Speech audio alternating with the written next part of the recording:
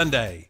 Beam Construction Company in Cherryville is now hiring. Right now, Beam Construction Company has job openings for carpenters and masons. Just apply at their office at 601 East Main Street in Cherryville. Since 1925, Beam Construction Company has been dedicated to building the future of the Piedmont regions of North and South Carolina, from schools to churches to town halls. For more information, call 704-435-3206 or visit the website at beamconstruction.com. Beam Construction Company, dedicated to building your future.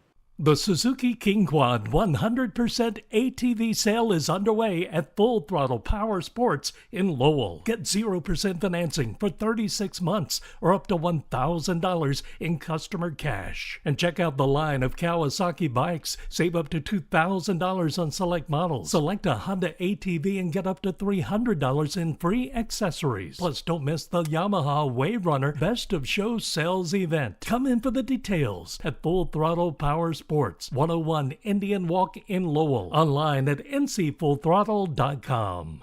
8 big stars, 1 big night. Friends of Don Concert and After Party. Featuring an all-star lineup of some of Don's Grand Ole Opry friends. T.G. Shepard, Janie Fricky, Mo Bandy, Ronnie McDowell, John Berry, Bailey and the Boys, Mandy Barnett, and Darren and Brooke Aldridge. Celebrating 15 years with a concert and after party at the Don Gibson Theater. It's Saturday, November 2nd. Call the box office for more information. Presenting sponsor is Bobby Gibson and the Don Gibson American Music Foundation. Tee it up in the Cherryville Shrine Club Golf Tournament, set for Saturday, October 12th at the Cherryville Country Club. Cost is $60 per person or $240 per team. Cost includes a fresh, home-smoked barbecue lunch. It's a 4-man captain's choice. Door price tickets and mulligans will be available for purchase. Also, Boston Butts will be for sale, and whole sponsorships are available. To register, call 980-522-0864 or 704-813-1063. All proceeds go to the Shriners Children's Hospital.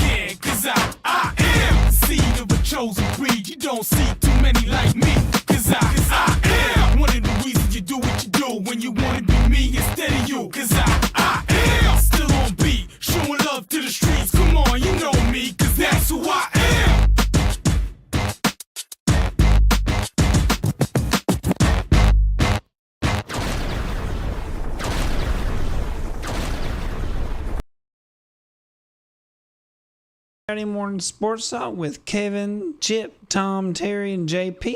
Back in the seat again after my sabbatical of wisdom being taken from me. I guess you want to call it that. I mean, my wisdom. You had wisdom to begin with? You had wisdom. Yeah, good. Yeah, man. I don't know what wisdom there was there, but hey, at least I thought it was something. Don't worry. It's been taken from me. I can relate. So someone took your wisdom. Yes. But they left everything else. Such as it is. Yeah, such as it is. I thought that was before we hired you. I thought this was settled. Oh, yeah, true. Well, good morning, JP. How's your breakfast in there? It's going to be good. I ain't started yet. It's going to be good. It's going to be good. It's going to be good. Optimistic. Yeah. What did you get? I got a egg and cheese biscuit with a round egg. Tom and Terry? Bacon, egg, and cheese McMuffin and a coffee and a hash brown for me. A sausage, egg, and cheese McMuffin and a hash brown and a Coke. Getting ready to enjoy. I'm assuming mine's going to be good as well, JP. I'm getting ready to enjoy my sausage and egg biscuit. Egg and cheese here for myself. All from McDonald's here in Cherville. Go see Mr. Kuth and the gang. Breakfast, lunch, and dinner. McDonald's of Cherville and the surrounding areas. I got a strawberry banana smoothie as well. Get my mornings going here. I could have switched it over for the cameras to see. There's your McDonald's breakfast. Stay in a white that thing. Do it. Come on. Dude, yeah. As pretty as I can. But good morning, everyone. Welcome to the broadcast. We do have some football from last night's scores for you guys. Not too many games going, and we do have some finals to give you guys. But good morning, everybody, here on Saturday Sports Talk. We do college, NFL, NBA, Major League Baseball. We've got some of that to talk about a little bit today, don't we, between you guys? Oh, yeah. We've got we talk NBA, golf, NASCAR, and a little high school football. We'll give you the scores for last night's games here in just a few minutes. We got to get all that together. But Tom, we can anything you guys want to get to real quick as far as how the week and everything's been going. And for everybody and you guys community, Tom, you're in the Burns community up in that upper Cleveland County, Terry, and Lincoln County. I know the storms weren't that far us, but we did have damage this way, and then of course Chip in Cleveland County as well, and then for our Rutherford folks. So just real quick on that, I'll pull the scores up and we'll get going here this morning. Yeah, just the school just got back full internet and power on Thursday afternoon. Thank goodness it was back for our broadcast. It went out. That was one of the smoothest broadcasts, and Trent Marty wasn't there, so maybe we need to fire Trent Marty. Oh, well, Trent. There you thrown under the Let's bus. start the show off hot. Let's go ahead and fire Trent Marty. Shots fired. Oh, well. And apparently, based on Tom, that's not the only thing getting fired. No, Trent, we like you, buddy. Tom, don't. Let me Trent, look at that list. He's going to be like, let Matt help you with that next week. Yeah. Over at his guest. But Trent, Jefferson. Trent had everything set up before he went. He's at the Bengals game this weekend, so Oh, cool. safe travels to Trent. But he's the one that told me, got the internet, got everything set up, everything's good. Looks like they're going to start school on Monday. They've sort of hinted around there may be a delay. They're worried about it being dark and the buses out, and a lot of the trees are very close to the road because, a lot of places they had to cut away trees. Yeah. All the roads open that I've gone down. I'm not sure about Lafayette Street, but New Philadelphia was kind of blocked for a while. It's back open. I know 150 over there by Crest was blocked for a while to get to my parents' house, and it's back open. So they've been doing a lot of chainsawing around Cleveland County trying to get the roads back open. And some folks still out of power. My sister still doesn't have power. Wow. We just got ours back last night. Yeah, it's been, and that's a minor issue. Burns did some. The Hope Community Church had a baby supplies drive, and then the school did. They had a big transfer truck out there. That's all I bought, baby supplies. I couldn't imagine having a baby up there and just no diapers, no formula, no wipes. So I sent a little bit of stuff up there, bottled water and things like that. So the community pulling together, trying to help those folks out, and just our thoughts and prayers go out to them, and hopefully speedy recovery. Hopefully the federal government gets involved, gets those people some money, gets them back on their feet. Yeah, and I'm with you, Tom. My hearts go out to every one of them people. I can't imagine losing my house, losing everything that I own, losing my job, Yeah. I don't see how you survive that, but I know the federal government's going to give them some money that was put in the bill yesterday, so that's going to help. It's not going to recoup everything, but in time, and that's the worst part about it. You're not going to do this stuff in a year. No. You're not going to do it in 2 years. Yeah. It's going to take time. And the thing about it Well, it'd is, be nice if the fraudulent insurance companies would do what their jobs are supposed to not do. only Well, that, not only that, and but cover the flood or however bullcrap that they get around this. Yeah. If you're in Chimney Rock and you don't, and that almost none of them have flood insurance, and because they don't allow it, you're not in a floodplain. I live next to a freaking creek. What are you talking about? And every time it rains, it comes up to my porch. You make me put stilts on the building, Tom, for the insurance. But you won't cut, but no floods. But what else makes you mad? There's a rainy day fund that this coast always gets. A little ritzy people out on the Outer Banks in their $1 million homes. If they get damaged, they get money. These people that live up in the mountain communities who don't have nearly the money, It's time to give them a little bit of that rainy day fund. I know. Yeah. I heard Dennis. He's talking about the Eastern North Carolina bias and all that. Speaker of the House is from Cleveland County, so let's do your job, bud. Let's get these folks some money. Let's make sure they get some relief. I know you got buddies out there, and You got to get the roads fixed. Yeah, got to get the roads number fixed. one. You got people stranded now. I know we got a rainy day fund, and trust me, it rained in Western North Carolina, so help them out. It's you're from up there, right, Chip? my mom and dad were in Asheville. So real quick for that, I was in Boone I don't know if it was the last time that the hurricane came through, and it wasn't nearly as much rain and everything, but it was a good rain. And our apartments where we were at when it came through, I stayed in 4 different apartments, so I was on different hills. But this one, I was not. The one time I wasn't on the hill, and I changed very quickly once the hurricane came through. Yeah, is we were there next to the and if you know anything about Boone, next to the Boone Mall, that's the first place that floods. So we liked going in the summer, creek hopping and stuff. But the waters rose, so people, it wasn't treacherous at that point. But it made you open your eyes to see how quick the water will rise on a little water, because people were going. Well, we were buying inner tubes and going down Main Street basically, because if you don't know, the creek runs through town and they move it through town. We weren't going down the actual street. It was actually in the creek, but it was up to the top and stuff. So, and then over in the mountains, if you've ever been up here South Mountain or anywhere else into the creeks, anytime it rains, the rangers will come through and get everybody out of there, and because it's about to flood through there. So when I saw that it was going to be a lot of rain and stuff, Chip, I'm thinking every house on the side of a mountain, every little person. There's so many different. It's hard enough to get to houses. Yes. In good weather, a lot of these houses, and much like people are trapped on Hawks Nest right now. It's hard. Yeah. It's hard as crap to get up there. Yeah. In regular weather. So I let you as far as talking to the Asheville community. No, I mean, it's and to reiterate what Tom is talking about and Terry alluded to as well, and you, Kevin. I mean, the bottom portion, Black Mountain, and anybody that knows I-40, Black Mountain, Swannanoa, Montreat, it's kind of just parallels that portion of I-40, and the way that the mountains, the ranges line up, it turned into a natural gully with the Swannanoa River right there, just rising. And coming through there, the bottom parts of Black Mountain, Swannanoa, and Montreat are gone, and we all know the town of Chimney Rock is past tense right now. I mean, it's just it's tragic. My parents, thankfully, they are in a very fortunate location. They're on the other side of the city. They're in West Asheville, and so we're not a mile and a half from the French Broad River, but that entire drive is uphill from the French Broad River. So mom and dad are several hundred feet away from the river and elevated, and they're not on a mountain. They're kind of towards the top of a ridge, so they didn't have to worry about runoff.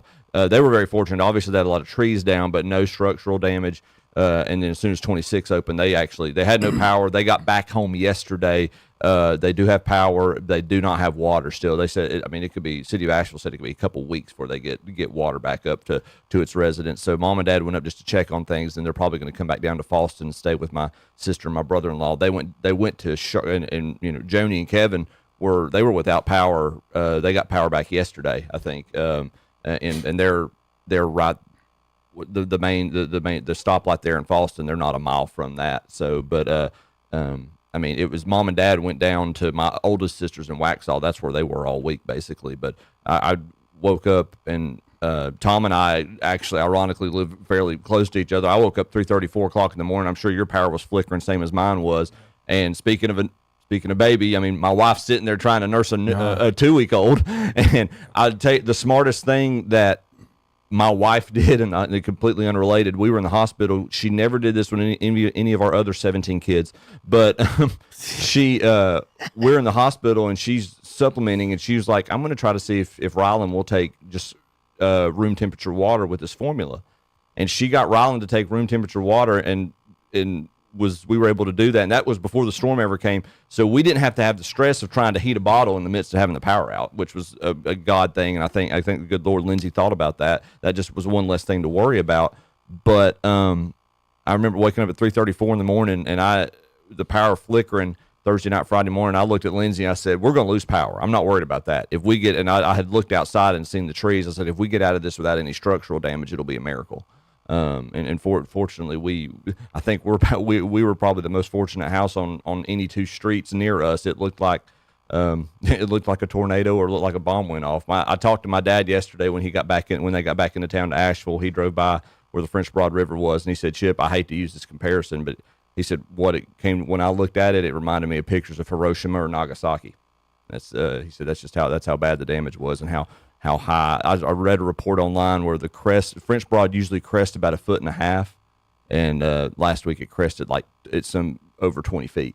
That's wild. It was insane. All right, folks. Prayers for everybody in Western North Carolina. If you can help anybody, find some way or somehow to help. Want to give a shout out to Greg Biffle, NASCAR driver. I don't know if you guys have been paying attention to him driving his helicopter up there. He's got a GoFundMe account you can donate to help pay for the helicopter gas fees. That's why he's accepting for that as he moves stuff out. But for the folks that are helping, I've seen packs of donkeys and horses getting up to some of the houses on the sides of the hills to help some of the folks that do have, like up at Hawk's Nest, they run a pack of donkeys up there.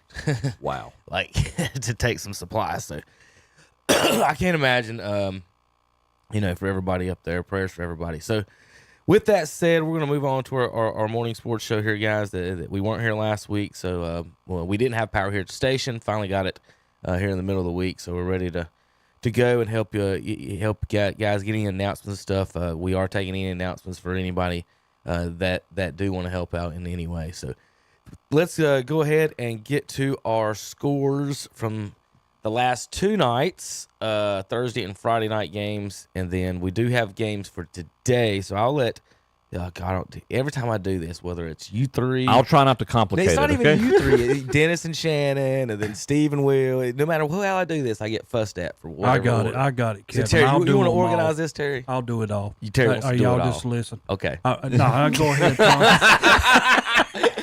All right, so let's do Chip the left, Terry the center. I'll do the right. There we go. Okay. South Point. Real quick. Yeah. The 0-0s, I don't know if they didn't play. I don't know anything about them. Got it. So nothing to wonder other than I have no idea they're not didn't posted. play. They're not. I know Freedom didn't. Yeah. Freedom did not play. Okay, gotcha. So we can disregard Freedom and High Brighton. Okay. Now, how do you know they It didn't was play? under. Because their whole stadium was Yeah. underwater. Well, they were Okay. the away team last night, Tom. So Yeah. Well, I don't care if they're the away team or not. Their team bus probably got flooded. that's the away team, and it flooded off. Go ahead. Me and Dennis went over the exact same thing, Tom. We said the exact same thing last night. I said, no. There was a High Brighton. South Point comes back and surprises Crest 27-26. East Lincoln defeats West Iredale 41-10. Kings Mountain defeats Forest View 41-23. Ashbrook also scores 41. They defeat North Gaston 41-13. Statesville shuts out Ford 21-0. Concord beats Carson 24-3. Hoke over West Meck 44-0. West Charlotte shuts out Hopewell 47-0. Lake Norman Charter shuts out South Lake Christian 50-0.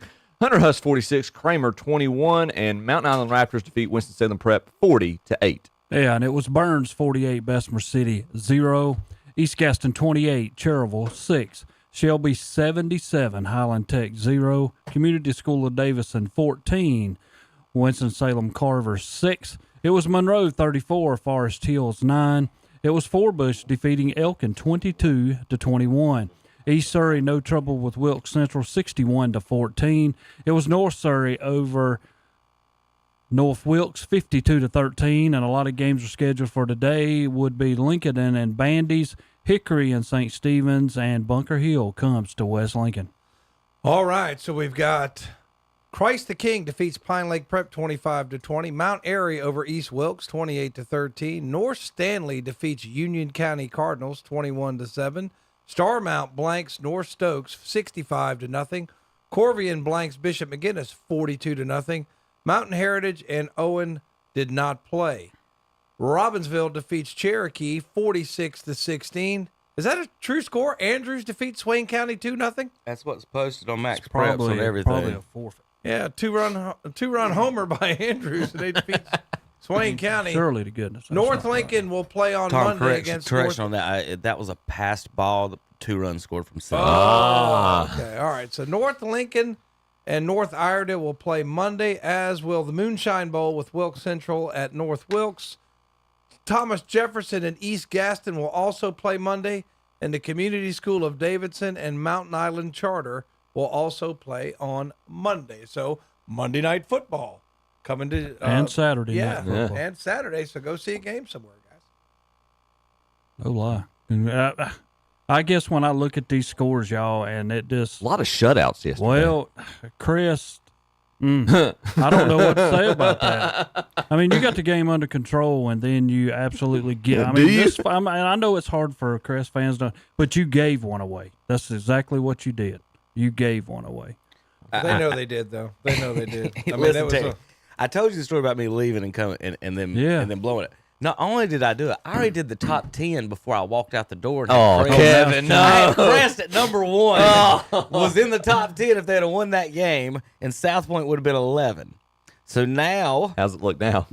South Point is 4 and Crest is at 6. So yeah, they went from 1 to 6 with an extra, by missing an extra point there. And I know that Greg Lloyd didn't sleep very well last night, buddy. Sorry one got away from you, but they'll be back. They'll bounce back. Oh, I'm sure But, he's highly concerned about dropping in this power pole down here. Yeah. But right now we've got I've got 13 right now, and then I got like a 4-way tie for 14th, and I'm not doing the math on at this point. So at number 13 we got Burns with 5 power points. Number 12 Maiden with 6. Number 11 Bunker Hill with 6. They won the tiebreaker with Maiden. Shelby is at number 10 with 8. North Lincoln at number 9 with 9. East Lincoln is at number 8. They have 10 power points, along with Kings Mountain at number 7, Crest at number 6, and Ashbrook at number 5. But I've got they've all like almost. I think Crest beat Ashbrook already, right? Yes. Yeah. Yes. So Crest will actually get the 5 spot for right now. Okay. So South Point will be in the 4 spot with now 11 power points. Bandies will be in the 3 spot. Statesville 2, our number 1 team now, 5-0 with 15 power points, and they're about to add 3 more today when they beat St. Stephen's, the Hickory Red Tornadoes. They're good, y'all. They Yeah, are good again. I put it like that. We Good. tried to tell everybody last year they are good again. They're back. They had some struggling years there for a while, but I'm gonna tell you Well, what. I want to they're tell you back something. They took, I mean, I don't mean it from just home county, Lincoln County, but they took North Lincoln to school. What about Shelby? At we were talking about them at the Cherryville game last night. At one point, they'd scored 120 points in 2 weeks, and your dad texted, he's like, correction, in 3 weeks they'd scored 190 points. They hadn't given up a touchdown at that point in the broadcast. Now it's 200 points. Yeah, there you go. But yeah, it's not. It's just stupid. Way to go, Q Tucker. Yep. Yeah. You're a genius. So glad you're leading our sports in North Carolina. Yeah. All right, folks, we've got NASCAR to talk about. Playoffs are underway. Big news. Michael Jordan sues NASCAR. We got to talk about that. Yep. Then we've got to talk about Major League Baseball playoffs, NFL, college football, and more. But first, if you want Tar Heel tickets for today's game at noon, you got to go soon. Pitt coming to town. The Pitt Panthers. Unbeaten. Call JP. I got 2 sets of 2 still left to give away. Call JP 704-435-2845. Tell him you love him and the Tar Heels, and he'll get your email address. 2 sets of 2 tickets. If you want one of those sets, call JP right now. Tell him I love you, JP, and the Tar Heels. Call JP and ask him if Duke still has a football program. Listen, last week we gave away tickets to James Madison, and 70 points later, you got a show. You got what an amazing show. I listened to that game, the Duke, because I didn't have anything else. The Boss was on. I was like, okay, I'll listen to the Carolina. They were up 20-0 and blew it. I know it. I was listening Yeah, also. they blew it. All right, guys, we'll be back in a few minutes. Call JP if you want Tar Heel tickets right now. 704-435-2845. 704-435-2845. KDCBroadcasting.com. Where's the beef? Well, it could be in your refrigerator or freezer. If you win the Where's the Beef contest, we'll be giving away $1,000 in beef from Morris Supermarket and Broad River Hams in Shelby. You could win up to $1,000 in beef. Register today at one of our local participating merchants, including Pro Wellness Chiropractic Center on Clark Drive in Lincoln, Carpet One Interiors on East Ozark Avenue in Gastonia, Marburger Chevrolet on West Dixon Boulevard in Shelby, the Captain's Cap Family Seafood Restaurant on Linwood Road in Gastonia, Carolina Furniture Mart on North Aspen Street in Lincoln, This and That Trading Post on the Dallas High Shoals Road in Dallas, All Care Insurance on West Dixon Boulevard in Shelby, Kurt's Premium Outlet, East Ridge Mall on North New Hope Road in Gastonia, Possum Hollow Farms on Pleasant Drive in Shelby, and Jill's Uniforms on East Dixon Boulevard in Shelby. Register today. The drawing will be held Friday, November 1st. Where is the beef? Yes, they've got cars for sale at great prices at Oak Grove Auto Sales, Service, and Body Shop on the Oak Grove Road. Check them all out. There's one there for you, like a 2016 Acura MDX, all-wheel drive with technology and entertainment package, priced at $15,495. Also a 2012 Honda Odyssey EX, four-door minivan, sale priced at $12,495. That's Oak Grove Auto Sales, Service, and Body Shop, 522 Oak Grove Road in Kings Mountain. Online at oakgroveauto.com and like them on Facebook too. They want to earn your business at Carfair Auto Sales on the Bessemer City Road in Gastonia. Buy here, pay here at Carfair Auto Sales. See what $2,000 down will buy, like a 2017 Chrysler 300, or a 2014 Nissan Pathfinder, or a 2016 Chevrolet Impala, or a 2015 Jeep Cherokee. See for yourself at Carfair Auto Sales, 1320 Bessemer City Road in Gastonia. Online at carfairinc.com. Call 704-865-8024 for Carfair Auto Sales in Gastonia.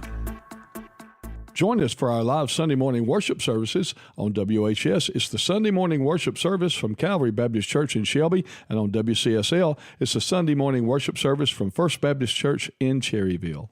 8 big stars, 1 big night. Friends of Don Concert and After Party. Featuring an all-star lineup of some of Don's Grand Ole Opry friends. T.G. Shepard, Janie Fricky, Mo Bandy, Ronnie McDowell, John Berry, Bailey and the Boys, Mandy Barnett, and Darren and Brooke Aldridge. Celebrating 15 years with a concert and after party at the Don Gibson Theater. It's Saturday, November 2nd. Call the box office for more information. Presenting sponsor is Bobby Gibson and the Don Gibson American Music Foundation. The going out of business sale continues at Kurt's Premium Outlet in East Ridge Mall on North New Hope Road in Gastonia. Everything, and we mean everything in the store, is 25% off. Cooler weather is on the way. John Deere jackets are $20.75. John Deere sweaters are $13.50. Simply Southern shirts, any size, any color, for $1.95. Pajama sets are $6.49. Adidas hoodies are $15.75. Again, take 25% off throughout the big store during the going out of business sale at Kurt's Premium Outlet in East Ridge Mall on North New Hope Road in Gastonia. And we're back on Saturday Morning Sports Up with Kevin and the gang. They're talking about some more sports. Talking about more sports, JP. Indeed. I mean, that's a good guess. It is. You're in the neighborhood. Who's gonna win the election, JP? Give me your prediction. Oh gosh. No, do not.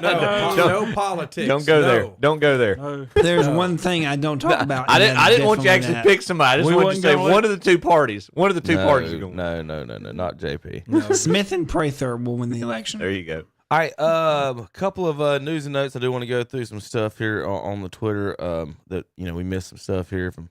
This is a kind of a heartbreaking post for him to even post, but they are feeling grateful. Coleman Bailey, some great news today. This is the assistant principal of Watauga High School. After 40 of our staff worked 4 days of calling, emailing, posting, and driving door to door, all 1,647 students of Watauga High School have been accounted for. Many are with other relatives because they had to abandon their mountain homes, but everyone is safe and alive. Yes, if you know us, we all cried and we heard that we found the last one. So Watauga is safe there, guys. So good for them. Yeah, we called all our students too and checked on them, make sure everybody was okay. And when I talked to my parents, they were in pretty good spirits. A lot of them were saying, a lot of them had to comment, "We're okay. We feel bad for Western North Carolina." Yeah. So that's a good thing that the schools did. You got to let your people know you care about them. So good job, Watauga County Schools. So it was so bad though out there for the folks, that sometimes this is how bad the wind was. Even Stone Cold couldn't do his job, y'all. Nevada. Shoulders and traps.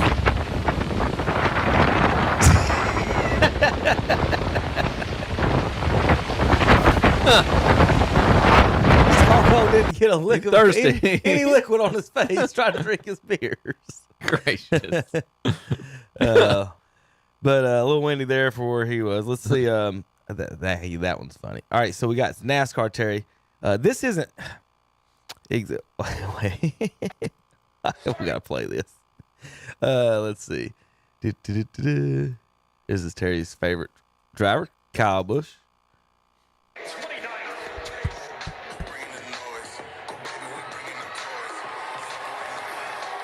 I mean, what alternate universe are we living in? I heard 0 boos for Kyle Busch. Where's all his booze? Did they miss that? Who that was? What are they cheering him for, Terry? What did he do? Is there an appreciation of his legacy now? Well, they want everybody's pulling for him to win a race. Now that he's in 35th place, they would cheer for him. You know, now he's not a threat. That's how it works. He is. Everybody's pulling for him to win a race. All right, real quick. That's I didn't unreal. know if y'all saw this in the pregame show. Have y'all ever heard of Sleepy Hollow High School in New York? No. No? This is their entrance. They are the Headless Horsemen. That's Sleepy Hollow Horseman, coached by Steve. Cool, what's he Terry? turning back to look at? He got Trevor Jimmy. Now, before I finish the video, Oh no, this is not good. This is not good. what? Now, first of all, would you be intimidated by the Headless Horseman? Is that cool? Like, I like it. I mean, it's That would unique. be neat at nighttime. if you Yeah, saw yes. that. Well, Yeah. that's one of the points we're going That's to what make. I'm saying. This is during the daytime. Yeah. Now, wait a minute. Where's Now, the pumpkin too? Where's his pumpkin under his shoulder? I don't know, but I just want you to see exactly how many fans he does this in front of. Oh, man. Capacity crowd, I see. And finally, to finish off, is this the greatest banner bust through rip of all time? Did it break before they got there? Yeah, they play on Saturday morning in New England. Okay.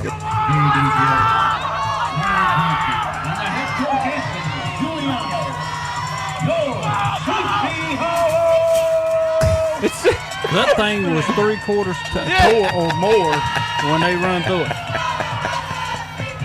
They do have a nice turf field. Yeah, turf field, 32 fans, What they need to do is and a headless horseman. What else are you leading going to them do on Saturday onto the mornings up there? field. you need to find. So they need to find whatever team they're playing that week and get like their mascot head, and they need to have that horseman galloping through and like chop that mascot head off. Not that's a bad genius. idea. Not a bad idea.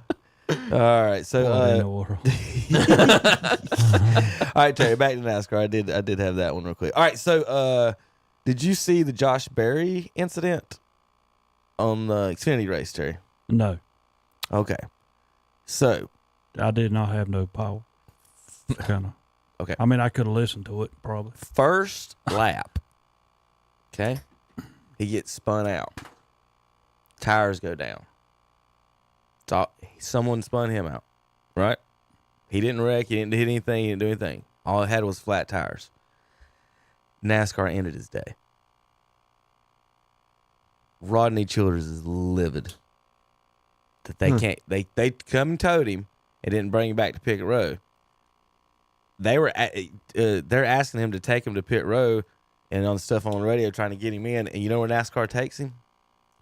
To the campground. Wow.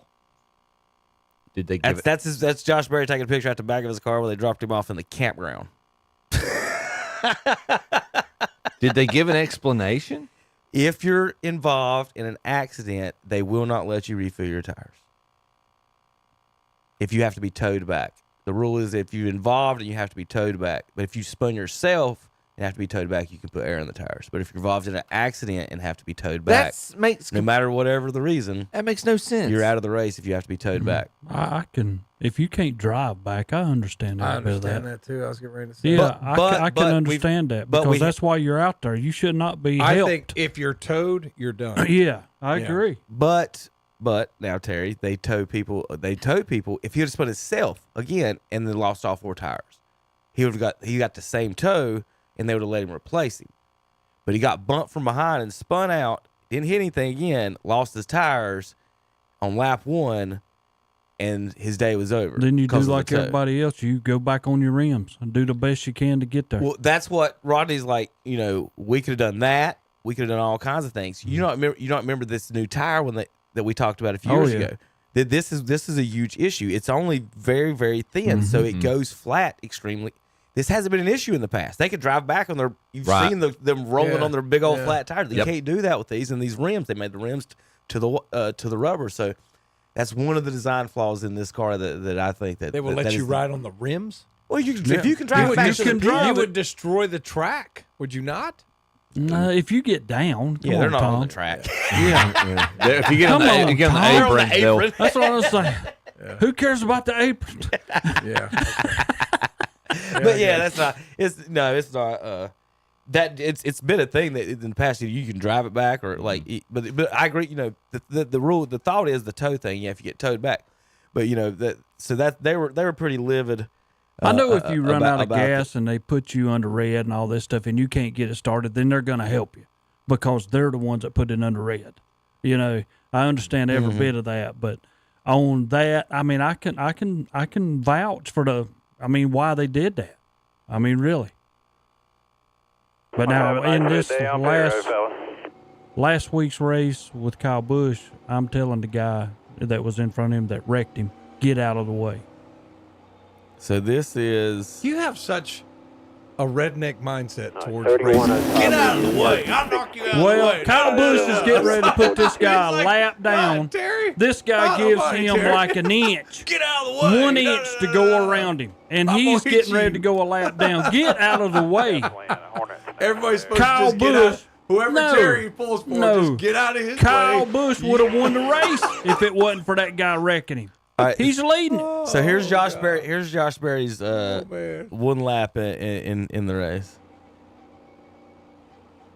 Just get out of my way.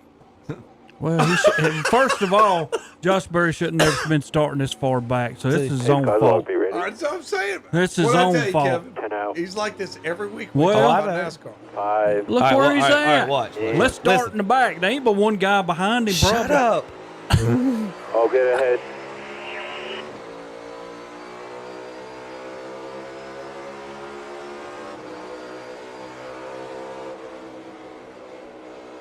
Three wide behind you, now 4 wide behind you, back to 3. Be 3 wide with the 9 rolling top. The middle's coming back to your head here to 17. Keep coming. Oh, we're wrecking already.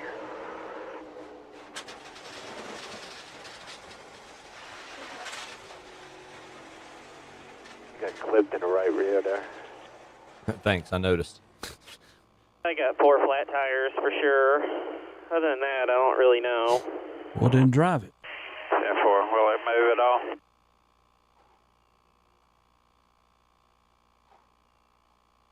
No, it won't crank either. Oh. 10-4, turn your master switch off and turn it back on.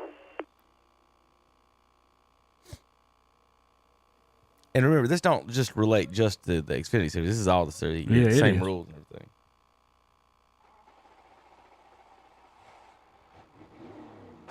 All right, it cranked.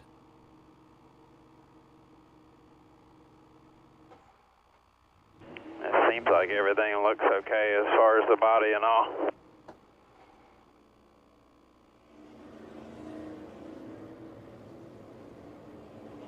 There's the Done cut NASCAR it off. official. Yeah, he did, didn't he? Oh, he did. He told him to cut it off.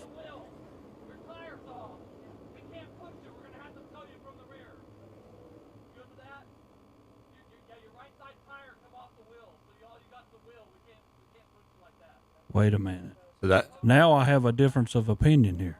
Well, do you hear? And that's If I'm listening to this guy, saying they can't push it because the tire's off the rim, so they're going to tow us to the pit box, I guess. I think that's what he's saying. 10-4.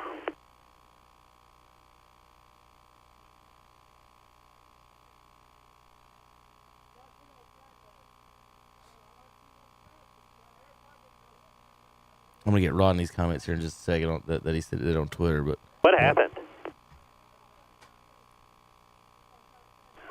Looked like the 16 just drove straight into the 21's left rear.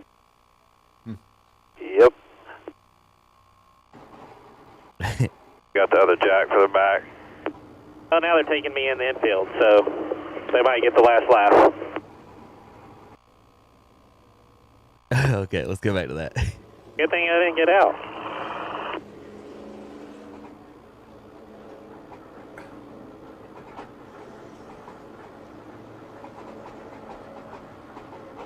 Keep my window net down, so you'll have to put that back up.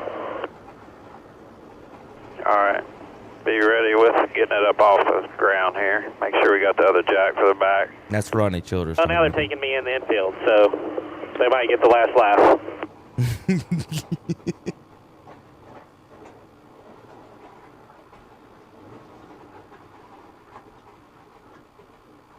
And again, like I said, I'll get Rodney's Twitter reaction in a minute. But yeah, Terry, and what do you think? Well, that changes my perspective of what I was thinking, because I'm totally against what they were saying. But when they telling him to cut it off, and then they like, if I can drive, I'm going to stay on the apron. That's the first thing I'm asking him. If I'm the driver, he's been around long enough to ask him that. Mm-hmm. I can daggum. I mean, I think I can work it. It's going to take me a couple minutes to get back around there to the pits, but you're telling me to get off the track. Yeah, I mean, they've taken it into the campground. Yeah, the fucking campground, Rodney. Yeah. They can't even get fucking through here. Apologies. Josh, not happy about, sorry about that one. But yeah, how about some, I don't know, Terry, just the tire thing is the issue to me. If you didn't have that tire, you wouldn't even have that deal. Yeah, I mean, he was moving. Well, to Tom's point, that they weren't going to let him ride because the rubber had coming off one of the tear stuff up. Yeah. Yeah, but if he stays down on the apron, who cares? And I agree with you. They need to at least give him the option. If that means that you're out of the race, you've got to at least give him the option. Yeah, but he's been around long enough. He should have been asking that. If that'd been Kyle Busch or I think he was or Joey Logano or somebody, they'd have been like, "Nah, man, I'm going back to the pit. I don't care where y'all going." I think he misunderstood when they said you cut it off. You don't have rubber on this one wheel. I think he was just saying, okay, so I don't have the option to drive myself. You're going to drive it for me. I don't think he spot off. Period. All spot right. off. Yeah, I don't know how it can't be spot off. This has to stop happening. These guys spent 3 days of their life. They left their families at home with a hurricane coming, and they spent $1 gazillion to build this car and drive this car across country, fly across country to be able to qualify it, practice, race it. And you didn't let them because they have 4 flat tires. Are you me? Are you me right now? I think Rodney is usually one of the more even-keel guys in our sport. 100%. He's laid back. When he tweets out that this is the worst thing he's ever seen in 25 years in NASCAR, that should say something. It's not fair to Rodney. It's not fair to Josh. It's not fair to their partners. It's not fair to anybody on that team. What are you going to do when this eventually happens to one of your Final Four guys? This is going to happen eventually to somebody in that Final Four, and you're going to eliminate a championship contender because he got a flat tire. Who's making that decision back there? Is it somebody in the booth because they see a replay where he touched the wall? Who's making the decision that he goes to the campgrounds versus back to pit road? You know. The France family and whether or not they want you to win the race or not. Well, I'm going to tell you what, man, guys. Well, here's this comment real quick. Yeah. I've seen a lot of things over my 25 years in the Cup Series, but that's the most screwed up thing I've ever seen or been involved with. All we needed was tires with air in them. And how many times have we drug cars to the pit stalls, put tires on them before? Why today? Yeah. I agree now. I just saw his last at Childers. I thought that was Childers. I thought he was related to Richard. No, not the same. Okay. Well, I had the problem with the guy telling him to turn them off. Yes. I would have been, what do you mean turn it off? What are you telling me? And when he'd come up, I'd have said, I can still get it back to the pits. There at least needs to be the option. Yeah. to get him back to the bits. I mean, and he's been around long enough. That's the questions he'd have been asking. That's the reason I said if that had been Kyle Busch, Joey Logano, Denny Hamlin, you wouldn't have never done that. They'd have said, you move away. This is where I'm going. Yeah. Well, Terry, playoff time right now, and I'm still mad because Kyle Busch didn't win last week. Okay. So what happened last week, Terry? Well, Ross he's Chastain? coming around. No, Ross Chastain was going to finish second. Your favorite driver? No, Ross Chastain was getting ready to finish Your favorite second. driver finished number 1, as always. No. Zach can confirm that. Well, I'm still into the hunch on that. I've got video camera from Calvin on who's been messing with my truck. You know what I'm saying? So we're getting ready to go to court. Yeah. There was no evidence. But anyway, on the back side of this, me and Calvin take care of this ourselves. But anyway. How long was it till you noticed that? Do what? So how long till you noticed it? When I got in my truck. No, you didn't notice it. So I've left it, Tom. I have left it because somebody was tampering with my truck. No, you left it because you didn't observe it. You were Wrong answer. Too busy. Wrong answer. Too busy Tom. looking at Too busy looking at your tires and seeing if you need new ones. Oh Lordy! But anyway, on the back side of this, if you get 4 flat tires and you get towed, are you allowed to get your truck back on the interstate? I'm just kidding. I know. Yeah, good question. Now, what did you asking me, Kat? You asked about last week's race. What happened with Kyle Busch? Okay, yeah, last week's race. Okay, Chastain, you won a race on account of the number 1 driver in NASCAR. Somebody wouldn't give him enough room on the side for him to put them a lap down, so that dude wrecks him, takes him out of the race where you would have finished second. That's how simple that was. You would not have caught him. Kyle Busch was gone. You thought you was going to catch him, but no way. The only way you catch him is on account he wrecked. So that's all I got to say about that race. All right, so this week, real quick, anybody else? The greatest real race quick, of all time. Real quick, guys. I've got all kinds of things to give away today. All right? Folks, we still have Tar Heel tickets today. If you want to get to the Tar Heels game, you still got time. They play at noon. You got to leave here in the next little bit. Call somebody if you know somebody down that way. 704-435-2845. I've got some Tar Heel tickets to give away. Call JP. Tell him you want them. Thank you, Calvin. 704-435-2845.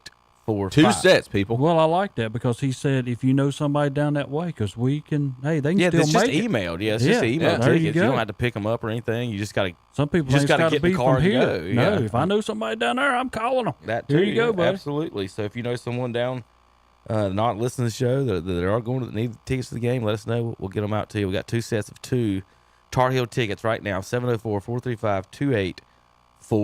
704-435-2845. Remember that number, NASCAR fans, because I've got Bank of America tickets to give away next week. I've got sets of Xfinity and NASCAR. So I'm going to give away 2 of those today, and we're going to give away some more next week probably. So that number, 704-435-2845, if you want NASCAR tickets for the Roval next week, or if you want Tar Heel tickets this morning at noon o'clock, call JP. 704-435-2845.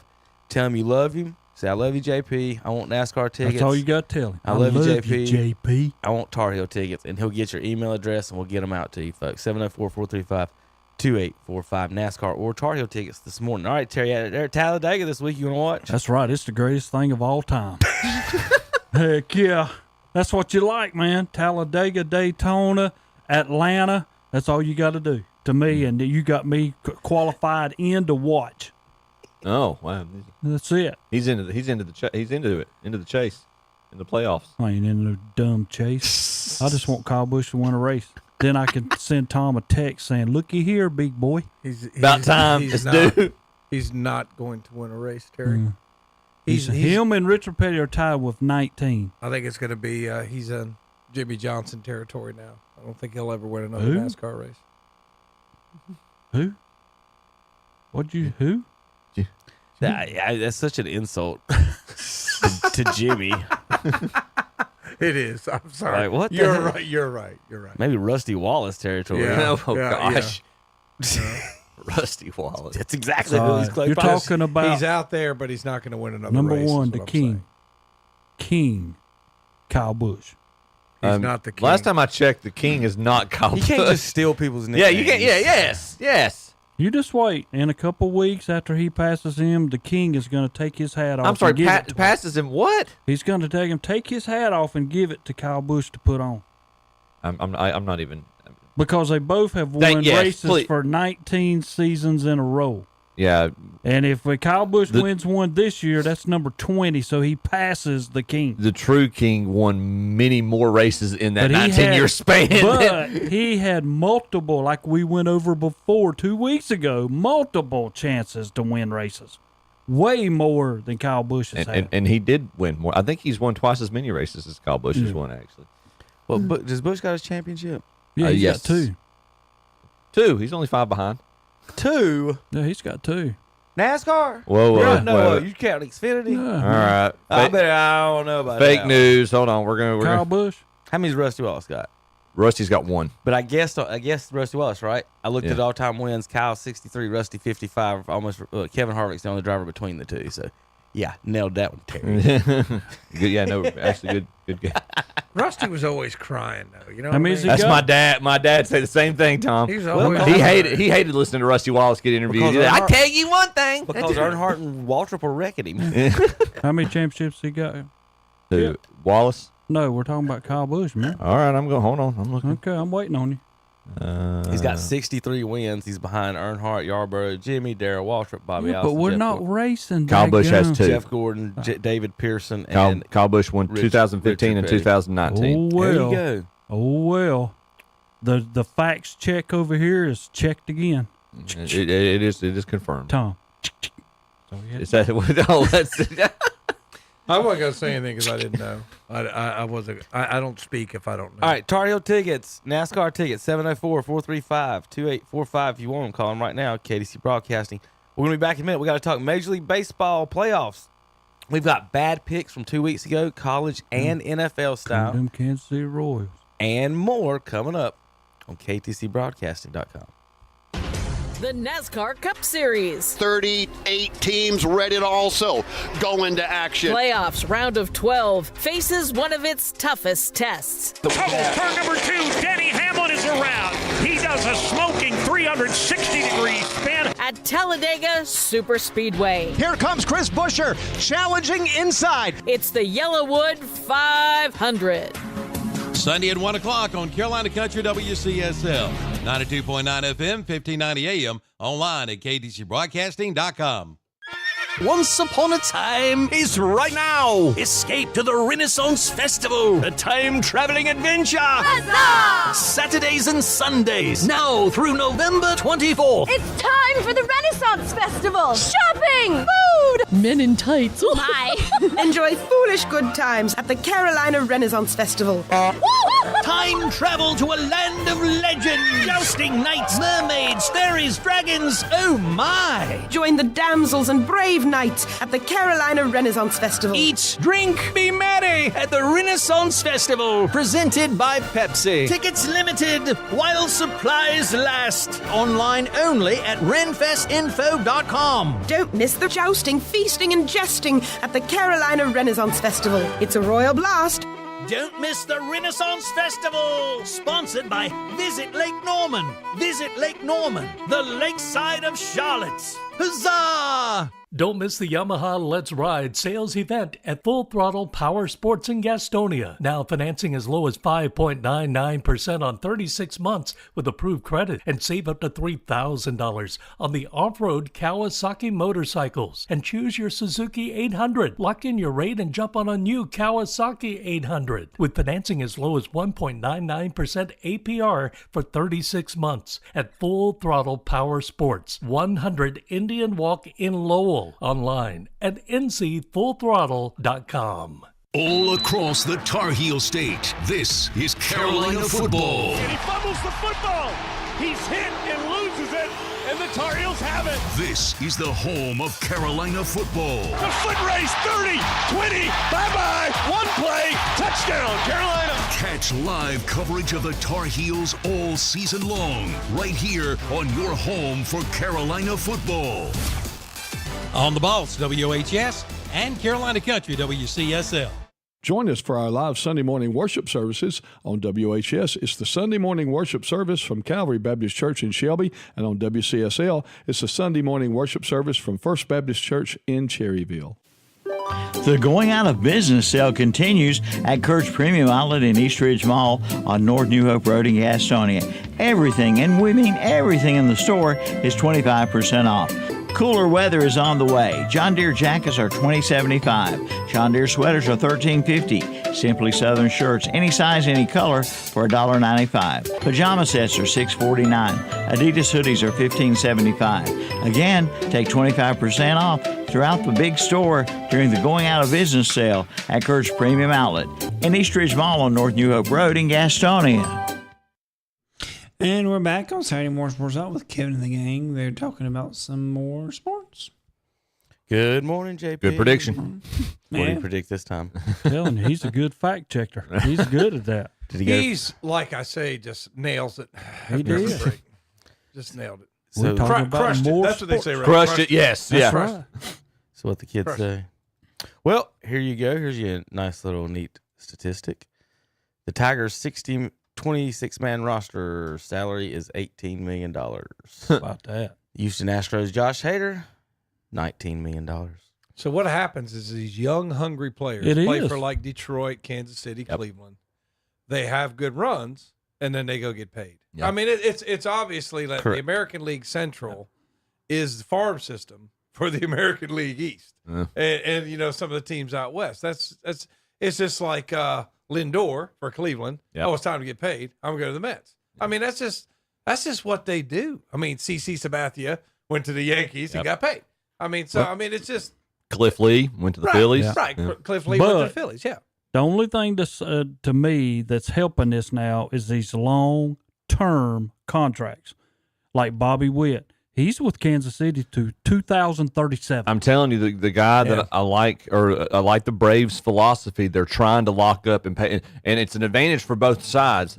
The younger players in their primes are getting more money than they're getting before their 6-year commitments up. Yes. When they're locking them up early. And for the franchise, it's actually in the long It's term the costing them less money because It you're not is. having to sign them legacy contracts at the age 30, where you're paying them a lot of money for the latter part of their careers. I mean, So you sit back. If I'm Kansas City and Bobby Witt's there, and we're in 2024, and I've got him all the way through 2037 as a Kansas City Royal, and he is locked in. And okay, man, what else? Let's just put people around him. I'm going to go ahead and tell you guys, if they're doing all those contracts like that, there's going to be a strike. Bobby Witt's going to be in that contract in 2032, seeing everybody else around him getting paid twice as much, like the NFL quarterbacks Well, now. maybe. And then these players, they're At going to least strike. I know I got him for 8 more years. Well, you got him for 3 or 4 until the strike happens. I'm just telling you. You know, and Cleveland's manager, you know, playing all the young guys, giving all the young guys a chance, and sometimes young guys play like they got nothing They to do. lose because they don't. And you look at all the young they're trying arms to get on paid, Cleveland too. staff, and you know they've done it with. Not they're going to get beat. The Yankees are probably going to beat them. I don't even know if they'll get by Detroit because they All have right, struggled against good teams. But all right, I'm not. We'll, allowed to we'll talk break about the it. games down a second. Let me get through my Go ahead. tweets. All Go right. ahead. Hold up. Mike Trout, intentional walks, 120 in his career. Barry Bonds in his 40s, 126. Shohei Ohtani, the first person ever to finish the season in the top 5 in every single major offensive category. Congratulations. Reminder that he's a relief pitcher.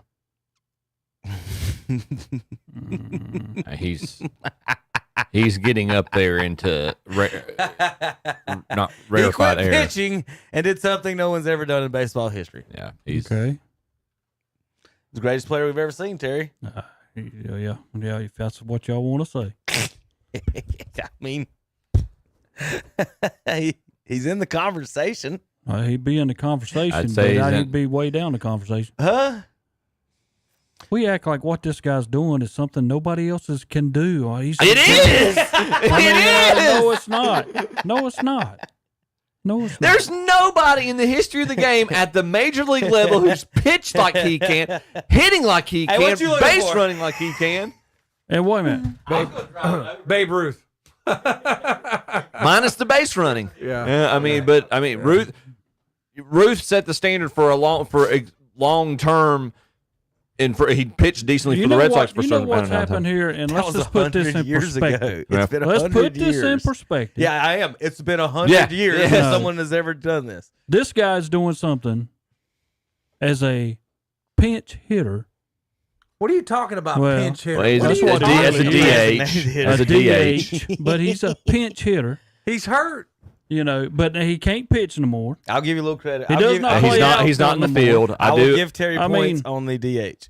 Yeah. So At this second. But him pitching counts as him playing defense. He can play first. He can I'm play sure. first. Well, put I'm him sure he out can. there. I'm sure he can. Put the guy out there. They've already got a first baseman. Okay, then. He's found his duty in that Major League Baseball, All right. a DH. Is pitching or hitting the key to victory?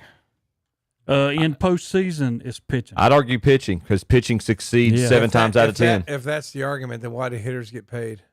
Well, I'm 'Cause just telling you. chicks dig the long why ball. is it not? I'm just telling you. Are y'all ready? Take Garrett Baltimore. Cole got paid. Take Baltimore. All right. If you want to say not, take Baltimore. One of the greatest hitting teams they are in Major League Baseball. But when they play Kansas City, they scored 1 run in 2 games. And to your Here you point, go, Tom. guys.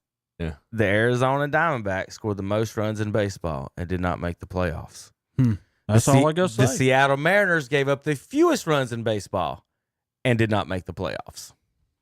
So balance is You the need key. both. The best pitching team did not make the playoffs, and the best hitting team did not make the playoffs in Major League Baseball. And you got how many teams made the playoffs? 12. 12. So the best pitching and the best hitting did not make it. But when you get to Gotta have the postseason, balance. the pitching means everything. And I'll add one caveat to that, and to a response to Tom's point earlier too. But I'll get back to that. But power pitching wins. That's why the Braves were not more successful in the World Series in the '90s than they were. Yeah. With all due respect to Maddox and Glavine, who were artists, and that's why Smoltz was their best postseason pitcher, was because he was their power pitcher. Power pitching wins in the playoffs, being able to overpower the other team's best offensive players. To Tom's point about why are the pitchers not getting paid? The Yankees in the '90s, when they were winning in their dynasty, late '90s, 2000s, most of their money was going to their pitching staff. But see, a pitcher pitches every 5-6 games, Mhm. whereas a batter plays every game. And that- yeah. So, I mean, that's why you're paying those guys. If you can hit But a ton, you're getting paid. when a pitcher pitches, when it's a starter, now it used to be traditionally, they're involved on every play. They and the catcher are the only two people involved on every play.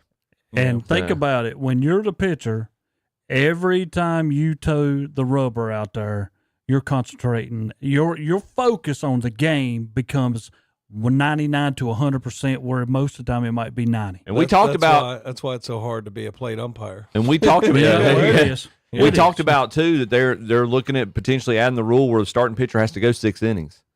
They're going to institute That's that. stupid. That is dumb. They got to quit all these making up these stupid rules. All right, John Fisher, owner of the Oakland A's, during COVID, tried to stop paying minor league players. The their team $400 formerly known a as the week. Oakland A's.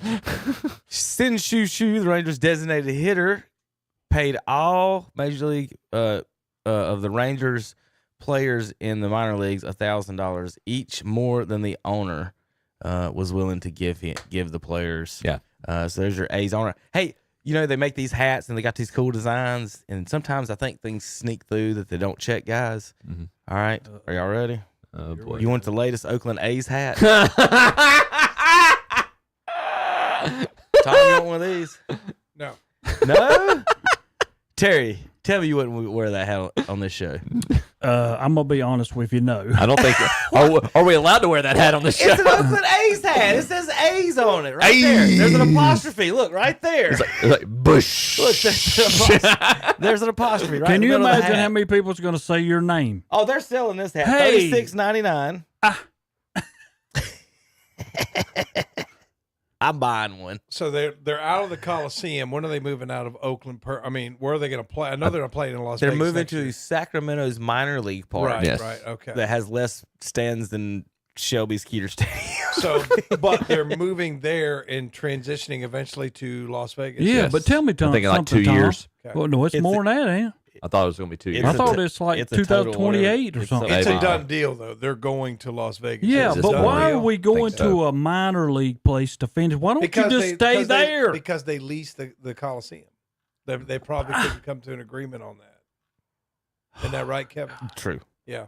Okay, Because they just like the okay, I guess I'm not allowed to say Indians anymore. The Guardians Say whatever you want to. lease the stadium through like 2035, 2036, something like that. So you lease the stadium. When the stadium leases up, then you have to move. How about another story on cheap billionaire owners? Pittsburgh Pirates owner. Y'all know Rowdy Tellez? Y'all seen this story? No, I have not. At 425 plate appearances, he would have received a $200,000 bonus. Not a $200 million or $2 million or $20 million. A $200,000 bonus, Tom. At 4 plate appearances short of that, the Pirates designated him for assignment. He batted 421 times this year. 4 plate appearances shy of $200,000 bonus, and the Pirates designated him for assignment. Not injured, not anything. I'm pretty sure the Players Union is going to file a grievance on this one in his behalf and see what happens with that. Go ahead. I want to read something. This is old school story. This was several years ago. CeCe Sabathia, one of his last years with the Yankees, 2018. Sabathia was set to earn a $500,000 bonus if he pitched 155 innings in 2018. He fell 2 innings shy because he was ejected during his final start of the season, standing up for one of his teammates. The Yankees honored the $500,000 bonus anyway. And so say what you want to, and now, yes, I know they've got the money, but say what they want to. They at least honored the player. They wiped their butt with that $200,000. but they honored the spirit. There's too many of these blame owners, like you said. They're following the letter of the law, not the spirit of the law there, and taking care of the people who are doing the entertainment. It ain't even the spirit. They went around. Yeah. They went around it to If he don't purposely get not this, give him that is, $200,000. Pittsburgh should be banned from playing baseball. Would you not? I'd be asking for trades. I'm not playing for your organization. Yeah, I will that's not show exactly up. right. Why would I do anything at all for your organization if you're sending me away? This is how you feel about me. Every time you went one over more there, game, I only had to play one more game. Every time that you signed a contract with them, you would be thinking about your incentives and what they're going to do to you when you get close. What was his batting average at the time? Who? Rusty Tellez? Rowdy Tellez. Is that what it is? Rowdy Tellez. Rowdy What Tellez. was his batting average? So this is I why don't know, you send Tom. him My down, computer Tom? works just as good as the one sitting right in front of me. Is this why you send him down, Tom? I mean, why? I mean, like you brought it up, but maybe he was not batting very well. What was it? Listen to the manager over here. I mean, the GM. Is he defending them? He's the saving their GM. Top dog buddy. Tom is hates the Pittsburgh GM. more than me, but you every time you just bring like your side. You cherry pick your facts and you bring that. He's batting 243. Cherry picking. Okay. They sent him 243, that's down average. four at bat shy. 243 is about bats. average. He's batting 243. That's average. That's average all-star for level. How many Major League. ribbies? How many like slugging Average percentage in on Major League That's Baseball is all-star like level, isn't it? 260. So there you go. He's batting about average. He's 20 points below average. He probably need to work on seeing a few more curveballs at AAA Oh level. God! Listen to Tom. I just saved my team $200,000. Hey, when you're the Pirates, you gotta save $200,000 where you can, man. Pittsburgh's a dying city, man. You gotta save money where you can. My God! Oh, Terry. Oh. What was the rest of it, Chip? What? You just gave me his batting average. What was his slugging? League average is 243. Oh, league average. Okay, Yes, then sir. he's batting Rowdy average. hit exactly the Two. league average, Okay, 243. Tom. Okay, now what we say, Son, GM? You're just average, son. GM? If we send you to AAA, you'll be great. Wait. He's just. You need a couple more at bats to get AAA. He's hitting average on the Pittsburgh Pirates lineup, though. That's saying something. That's it. Guys, they made fun of Jordan about how in minor league, but he could make a major league roster today at these batting averages. Yeah. He was batting 240s up in the minors, wasn't he? Hold on. Let's look at. All right, I'll look that up now. Unreal. Michael Jordan batting average. I think it's his daddy ball take the first 202. pitch. You know what I mean? It's like, I tell you, the guys that do the best in that adult league umpire, first pitch, they get a first pitch fastball, they're swinging. Heck yeah. I mean, it's just like sometimes that's the best pitch you get. In the Arizona Fall League, Jordan hit 202 in 127 games, and Derek Jeter in the same league hit 252 in 120 at bats for him. So there you go. He had 30. Jordan had 30 stolen bases. 21 extra base hits, 51 RBIs. Maybe Rowdy couldn't steal bases. Why they sent him away? And you know what the sad thing Terry, is? I'm about 100% sure that Rowdy cannot steal bases. Well, there you go. Maybe that's why we sent him. Our first baseman, he had 4. Our 270 foul first baseman isn't stealing bases. He stole 4. They sent him to AAA to lose a little weight. 6'4", 270. Yeah, go do some go do some push-ups, son. Like, come on. What a bunch of. But I guarantee you, on that average for Pittsburgh, name me all the guys below him. There's your deal. That hit for Pittsburgh. Not sure. Mm-hmm. Yeah. Well, Tom mentioned something else over here that I'm gonna go ahead and get into, because to me, Major League Baseball Hall of Fame, and I know people go to that and they love it and they enjoy it, needs to be shut down. When you let Pete Rose die before he can make the Hall of Fame, I have a hard time with that. And when that happened this past week, I had all kind of comments to say. I didn't say anything, but you have let this guy die, and now somewhere along this line, somebody's going to come in and they're going to move Pete Rose to this Hall of Fame. If your number one hitter of all time has never been in this Hall of Fame while he was living, then do not do it now. Yeah, I've been watching the old clips. You know, I saw the old clip of when he broke Cobb's record. He was with the Reds. He was back with the Reds. He was with Montreal that same year, though. Yeah, you know, it's he played with the Phillies for a little bit too, didn't he? Yeah, he won a World Series with the Phillies too. So it's just, I think the guys, he's just being a jerk to the wrong people. Was. But at the same time, how many jerks play professional sports? Ty Cobb. I mean, come on. Ty Cobb is in the Hall of Fame for crying out loud. I mean, and rightfully so. He's one of the original 5 inductees. I think Pete Rose respected his peers and respected the other players. There was like from about 6-7 years ago when he was on there with A-Rod and Frank Thomas, and you could tell that he respected them. Yep. But I think there was just certain people Pete Rose didn't respect and treated them. There's the wrong people. He burned the wrong bridge. Well, I'll put it this way, and here's the ironic part about it, Tom. Ultimately, the guy who cracked down on him was Bart Giamatti. Yeah. And Rose gives Giamatti credit for really having him turn his life around and how he was viewing things.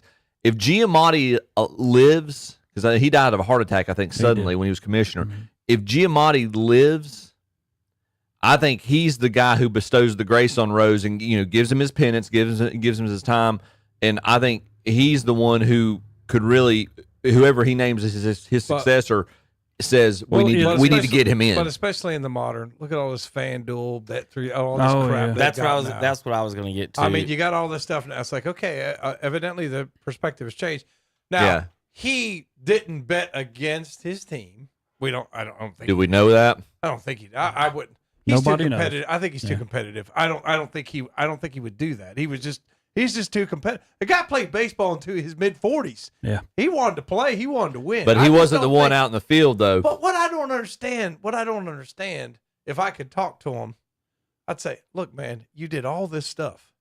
You broke the hits record. You won the World Series. You played for 30 years or 20 years, whatever.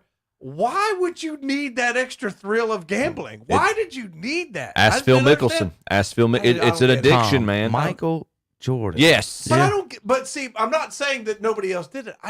Michael Jordan's father may have been murdered over his gambling. I know. But it's a competition thing. It's not, it's like you just said, he's the most competitive baseball player. That's the thing everybody says about Michael. It's the addiction. Is that it's the addiction of gambling. Man. He can't say, I'm going to beat you 3-4 in the scoff hole and be happy about it. Yeah. He's going to be, I want to beat you 3-4 and I want $5,000 for it. You heard Buzz Peterson. He just can't it's be a mentality I don't understand. Yeah, Buzz you know Peterson. What I mean? Because I'm not him. I guess it's because I'm not him. And Michael will bet you $5,000. He's got $1 billion in the bank. And it's not even about and for him, it wasn't even about the money. You asked, like Buzz Peterson, when he was rooming with Jordan, he said that they would play board games, and Jordan would not let Peterson go to bed if he lost. We are playing again. Yeah, I mean, it's an insatiable desire to win. And I don't even think it's not with those athletes. They like to win. They hate to lose more than they love to win. I think. But still, he's managing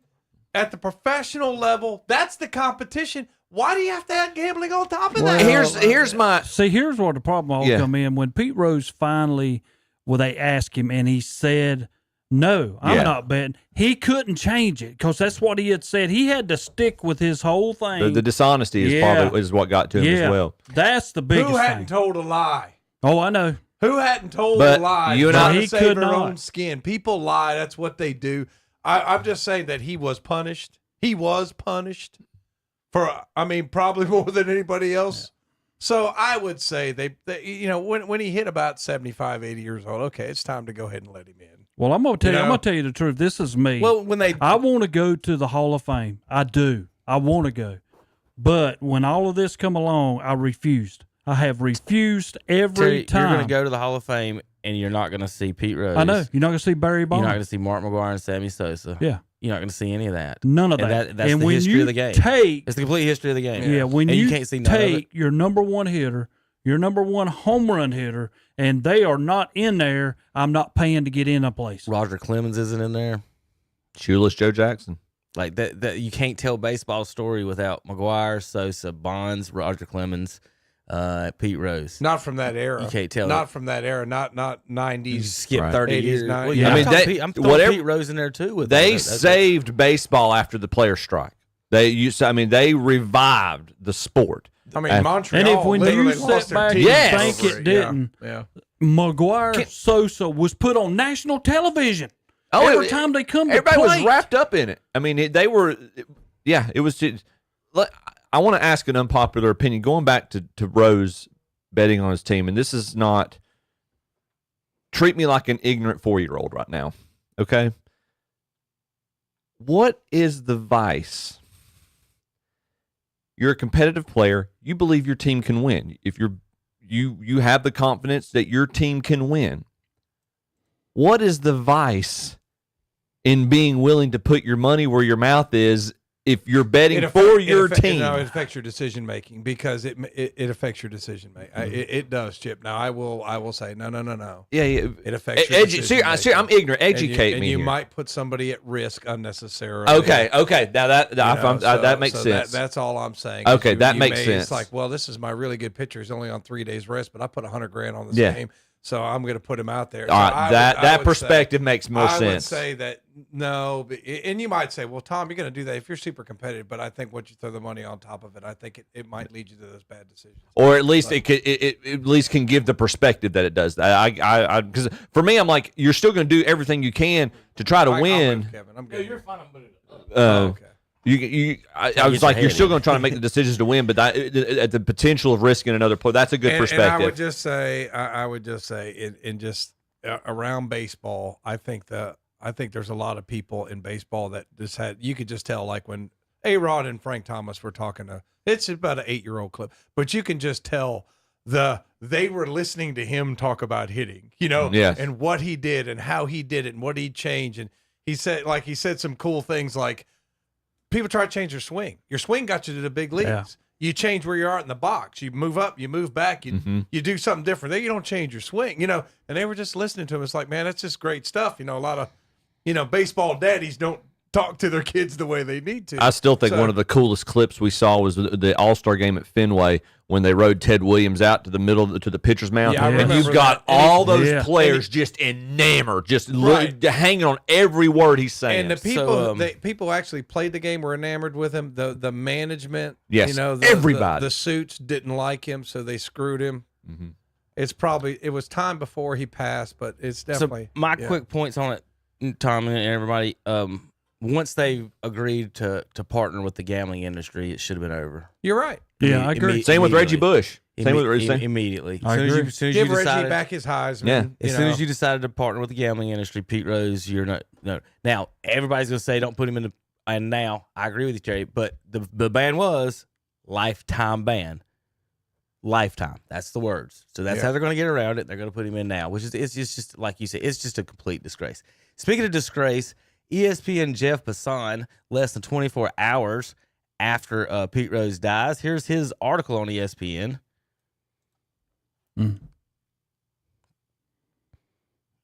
Pete Rose only has himself to blame for tarnished MLB legacy. Well, I mean, that's what he decided to write within 24 hours of his death. The timing is probably awful, but to the point that we were saying earlier, he ticked off the wrong people. I can't remember which little turd that they had on there that I don't care. That went to Michigan. I can't remember. I could see his face, but when Haskins died, he struggled in the pros after being at Ohio State. He was killed in that. I mean, it's like, are you really going to talk about him struggling in the pros after he got killed by a car? I mean, just ESPN does stupid stuff. You know, this McAfee guy they got on, this idiot in his tank top and screaming and acting like a fool.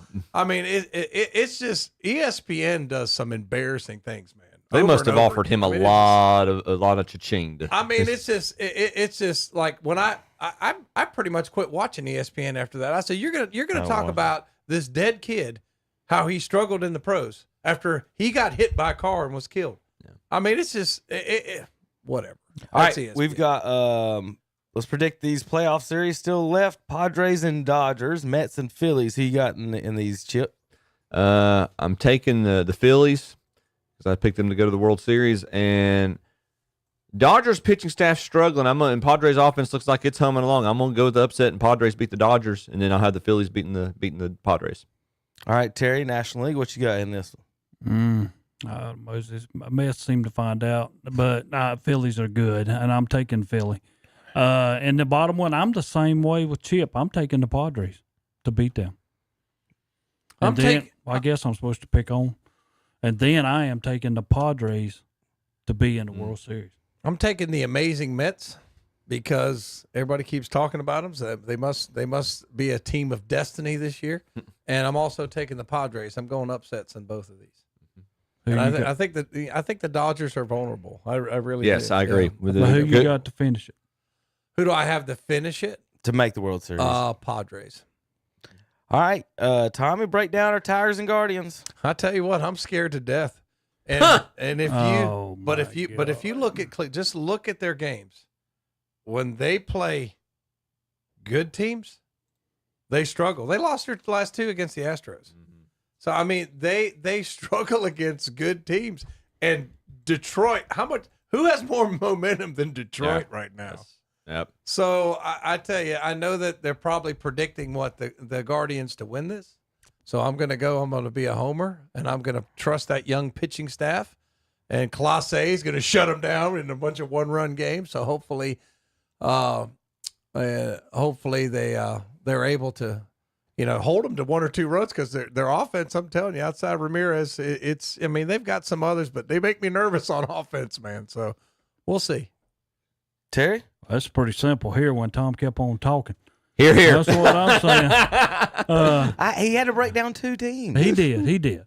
For 20 minutes. No, Tom, I'm with you. I think Cleveland somehow. Why are these guys talking about me going on and on? They're the 2 worst that we've ever had. We got Chip's Dennis over here. He can't not say Yankees. I know. I mean, it's just like I'm doing. These guys. I haven't said that word yet. They act like they sit in silence and just like they when they get going, they go for 20 minutes. If I talk for 2 minutes, it's Tom, when we get the did you hear microphone, Kevin? Terry, we have to keep So going. we're gonna lose My Lord, listen to y'all. Will you predict the game? Kevin said Terry, and y'all keep talking. Well, what you got, Terry? Detroit. No, I don't. I got Okay. Cleveland. Every time I go against Cleveland, they continue to win, so I'm taking Cleveland. Yeah. I'll make it. I'll make sure we're not a clean sweep. I'll pick Detroit on this one. All right. Yeah, well, Quan and Ramirez better. I tell you, man, they better carry that offense. And they got a guy here or there who'll get hot, but I tell you, just consistently, they're not going to outscore you, are they, Terry? They're not going to go out there and score 9 or 10 runs a lot of times. So hopefully that pitching staff and get it to a 1 or 2 run game in the 9th, hand the ball to Clase, and hopefully that's the key to victory. all right, Terry. The Kansas City Royals are America's team. They are. I agree. The world is pulling for you. But except all those idiots in those fake colored Yankee hats. Put to match Tom's their head to on match mine. their tennis shoes. I'm really scared of this. That couldn't pick I'm out telling you. Joe DiMaggio in a lineup with Wilt Chamberlain. This is a series Seriously? that Half we have half no the Yankees chance. fans couldn't. You know that. We have no chance. You got a team that's got 244 victories in the playoff against a team that has 42. I mean, we have no chance. It should be less than 35. We should only be about a 10 or 11% chance to win. But, we know that, I'm telling you, as you were sitting here today, folks, that this is a series, and Judge will hit 1 home run over these next games. He's hit 58 home runs this year. He I'll bats tell you what, 322. I hope he does. But And see, you guys that's are going to hating stop on Judge. because we got Wait, pitching. well, I haven't said a thing. We've got pitching, and we're going to take him to school. Now, Soto is a whole different story.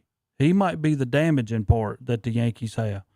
But I'm pulling for Kansas City, but we have no chance. We only have an 89% chance of losing. Did you post that? So, the Yankees win. Wow. That's what it's like being a Yankees fan. Oh, no, Just and pick I've already color got a and say text some fake yo-yo. that fast. You got a text for somebody believe you picked who? Yeah, I think the Yankees will win that series as well. Now we'll go ahead, Chip, because Chip's going to go on for 10 minutes here. Go ahead, Chip. I think Remember, the show goes off at 9:15. Okay, Chip. thank you for the warning. I appreciate that, Tom. No, we for once in the past few years, even if we were to lose game 1 with Cole, I don't think the series is over if we lose the first game. I feel like we've got a pitching staff that can actually compete. Judge historically has not been good in the playoffs, but my gosh, he looked impressive. This year was probably even more impressive than his 62 homer year offensively, and he's got help with probably one of the greatest all-around hitters in the league, especially from the left side of the plate. I think they might be able to. One of them might slump. I don't think both of them are. So yeah, definitely the Yankees. Good. He's good. All right. He scares me. He plays the game and has fun playing. All right, so who y'all got in the World Series, Tom? Guardians and Padres? No. Terry's got Royals, and who'd you have, Well, I Dodgers? want the Royals. That'd be the greatest thing in the world. But I've got the Yankees I've playing got the the Padres. Yankees and Padres. I've got the Yankees and Phillies. None of y'all are picking anybody but the So Yankees? the Yankees and Phillies, the most annoying people in America series. Philadelphians and New Yorkers. Well, I still remember. Boston's got to be in there somewhere. Well, I want to tell you something. I still remember. That's the reason a lot of times some people don't like Bryce Harper. I remember when I went to Atlanta, and there was a ball hit to right field. Jason Hayward comes up, picks it up. Bryce Harper never stops at first, says, I want to see what kind of gun you got, and beats him to second with the throw.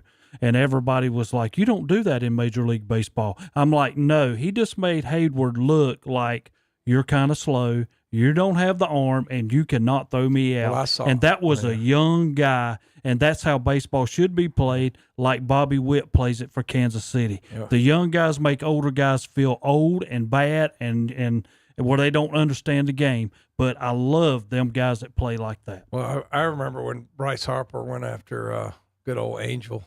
Oh, He yeah. called him out. I tell you what, that would have scared me to death if I saw Bryce Harper come down at third base line. I'll tell you, he threw that helmet when he came after. I was like, oh my God, he's going to kill that guy. He would make a great WWE character.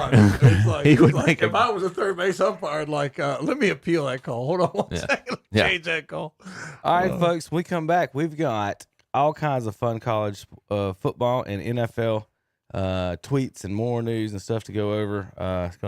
Got all kinds of fun, really. A ton of stuff to get into. We got bad picks and more coming up. We'll be right back. KDCBroadcasting.com. The NASCAR Cup Series. 38 teams ready to also go into action. Playoffs round of 12 faces one of its toughest tests. Turn number 2, Denny Hamlin is around. He does a smoking 360-degree spin at Talladega Superspeedway. Here comes Chris Buescher, challenging inside. It's the Yellowwood 500. Sunday at 1 o'clock on Carolina Country WCSL. 92.9 FM, 1590 AM, online at KDCBroadcasting.com. Mark your calendar for the 2024 Mountaineer Days Heritage Festival in downtown Kings Mountain. Saturday, October 12th, starting at 12 p.m. Enjoy a full-day festival featuring Heritage Village with historical and survival demonstrations and reenactments, and a visit from Kings Mountain High School's King Review. Visit a petting zoo, play on the inflatables, or take a wagon and train ride around Patriots Park. Listen to live bands including River Mist, Runaway Train, and national recording artist Wade Hayes. Enjoy dance performances, contests, rides, craft vendors, and some great food. Admittance and parking are free. For more information, call 704-730-2101 or access the City of Kings Mountain's website at kingsmountainevents.com/Mountaineer-Days. Once upon a time is right now. Escape to the Renaissance Festival, a time-traveling adventure. Huzzah! Saturdays and Sundays, now through November 24th. It's time for the Renaissance Festival! Shopping! Food! Men in tights. Hi! Enjoy foolish good times at the Carolina Renaissance Festival. Time travel to a land of legend. Jousting knights, mermaids, fairies, dragons. Oh my! Join the damsels and brave knights at the Carolina Renaissance Festival. Eat, drink, be merry at the Renaissance Festival, presented by Pepsi. Tickets limited while supplies last. Online only at renfestinfo.com. Don't miss the jousting, feasting, and jesting at the Carolina Renaissance Festival. It's a royal blast. Don't miss the Renaissance Festival, sponsored by Visit Lake Norman. Visit Lake Norman, the lakeside of Charlotte. Huzzah! Rebates of up to $170 are waiting for you at your nearest All-Ray Tire Center location with name brands like BF Goodrich, Firestone, Bridgestone, and General. Come in for all the details or visit the website at allraytire.com for more information. From an oil change to brakes to tune-ups to North Carolina inspections, they do it all at All-Ray Tire Center, West Main Street in Forest City, East Main Street in Cherryville, on the Lower Dallas Road in Dallas, and on Carbon City Road in Morganton. That's All-Ray Tire Center. Beam Construction Company in Cherryville is now hiring. Right now, Beam Construction Company has job openings for carpenters and masons. Just apply at their office at 601 East Main Street in Cherryville. Since 1925, Beam Construction Company has been dedicated to building the future of the Piedmont regions of North and South Carolina, from schools to churches to town halls. For more information, call 704-435-3206 or visit the website at beamconstruction.com. Beam Construction Company, dedicated to building your future. Be ready for leaf season with a new blower or mulching mower from Boyd Tire and Appliance in Clover. Check out the line of steel blowers, trimmers, and chainsaws, backpack blowers too, and see their selection of John Deere, Gravely, and Aaron's mowers. And right now, get 0% financing for up to 36 months on Gravely mowers. That's Boyd's Tire and Appliance, 110 North Main Street in Clover. Online at BoydTireandAppliance.com and see their page at What'sUpShopper.com. And we're back on Saturday morning with Kevin and the gang. They're talking about some more sports. I think now I want to talk about this UNLV game last night. There's a big controversy in the hit. UNLV fans are saying they lost their mind. We've lost our playoff spot because of this bad referee. All right, so I'm not a big college football guy, but I'm not the dumbest person in the world, but I can figure out some stuff. Number one, UNLV, you are not winning a national championship. You're never winning a national championship. Stop it. Don't even start. What are we talking about? Shut up. 2, your playoff spot you missed. You're giving up 40 points to Syracuse. Syracuse. They got Kyle McCord. What are you talking about, man? So you're giving up 40 to Syracuse. You're not making the playoffs. You're not winning a championship. You're not doing anything else either. Shut up. Third of all, this is a roughing the passer. You cannot. I hadn't even seen it until like 2 seconds ago. I was just arguing with the people online about giving up 40 points and blaming the refs. Now, the defender clearly put the top of his helmet in the quarterback's sternum, Terry. You cannot do that. Under any. That's right. At any time in the history of football, that's not been allowed. That's what I'm saying. You cannot do that. Sorry. Look at him. His head is in the quarterback's chest, maybe his neck. Now you're blaming a ref. And I'm telling you, as someone who played that, the worst hit you ever get is that right there. I agree. Getting hit in the chin trying to throw the ball. Oh my God, that's the worst. Your pain. whole breath goes away. Everything. You feel like you've been shot. Or something. That's the worst. Like, and they didn't call it that much when I was playing, obviously in high school. But this is look, watch it from the other angle. So those are the ones that you roll over and you're like, oh my Lord, let me breathe again. Here you go. Watch this. Was this a 4th down play or something? Ball. It's an overtime. If he would have come straight up, no big deal. But when you dive your helmet into him. Yeah. Andy launched. Watch his feet. He come off the ground to do it too. Yo. He's off the ground with his head down in his chest, and they're like, the refs cost us the game, Terry. Supermaning it into the dude's chest. Yeah. I'm sorry. He tore into the guy's chin strap. Into his chin, yeah. Just look at that. I mean, that's not even, I ain't going to say. Never mind. It shouldn't even be a question. Boom. Yeah. Now, like I said, I don't mind hitting the quarterbacks. I like tackling them, but you can't put the top of your helmet in his chin. Why did he even think of doing he it? let up just a little bit. Oh, he let up a little bit. He Well, here we go. The GM over here His feet again. came off the ground. He didn't land on top. He didn't land on top of him. I think that's what Yeah. Tom's saying. Oh, He my did. God. Well, you're right, Tom. He drive him to didn't. the He ground. didn't drive him to the ground. He knocked, but it's a he knocked him like cartoon style. If once you lower the head, that's it. That's it. Once you lower the head, that's it. All right, I got a bunch of stuff to go through. I had to show that one. All right, Tom's gonna get mad about that one in a minute. Let's see. Oh, how about Western Kentucky's new helmets? Like 'em? That's awesome. If the coach made me go out with that, I would just give him back the helmet. Put me on IR. What the? I mean, it's just so bad. It's just a joke. It's just, Listen, don't hate on Red Grimace. Grimace. How about, did y'all know this? I'm going to read this. Missouri State gets a big payday in their inaugural game as a member of the FBS, and USC gets to continue the last remaining FBS school to have never played an FCS team at the point where they played. They have played Idaho, but they weren't an FCS then. So USC has never played technically an FCS school. for So them. Good for I them. want to congratulate UFC on actually being lie. a real football team and playing real football schools as opposed to some of these other teams that play teams like Western Carolina.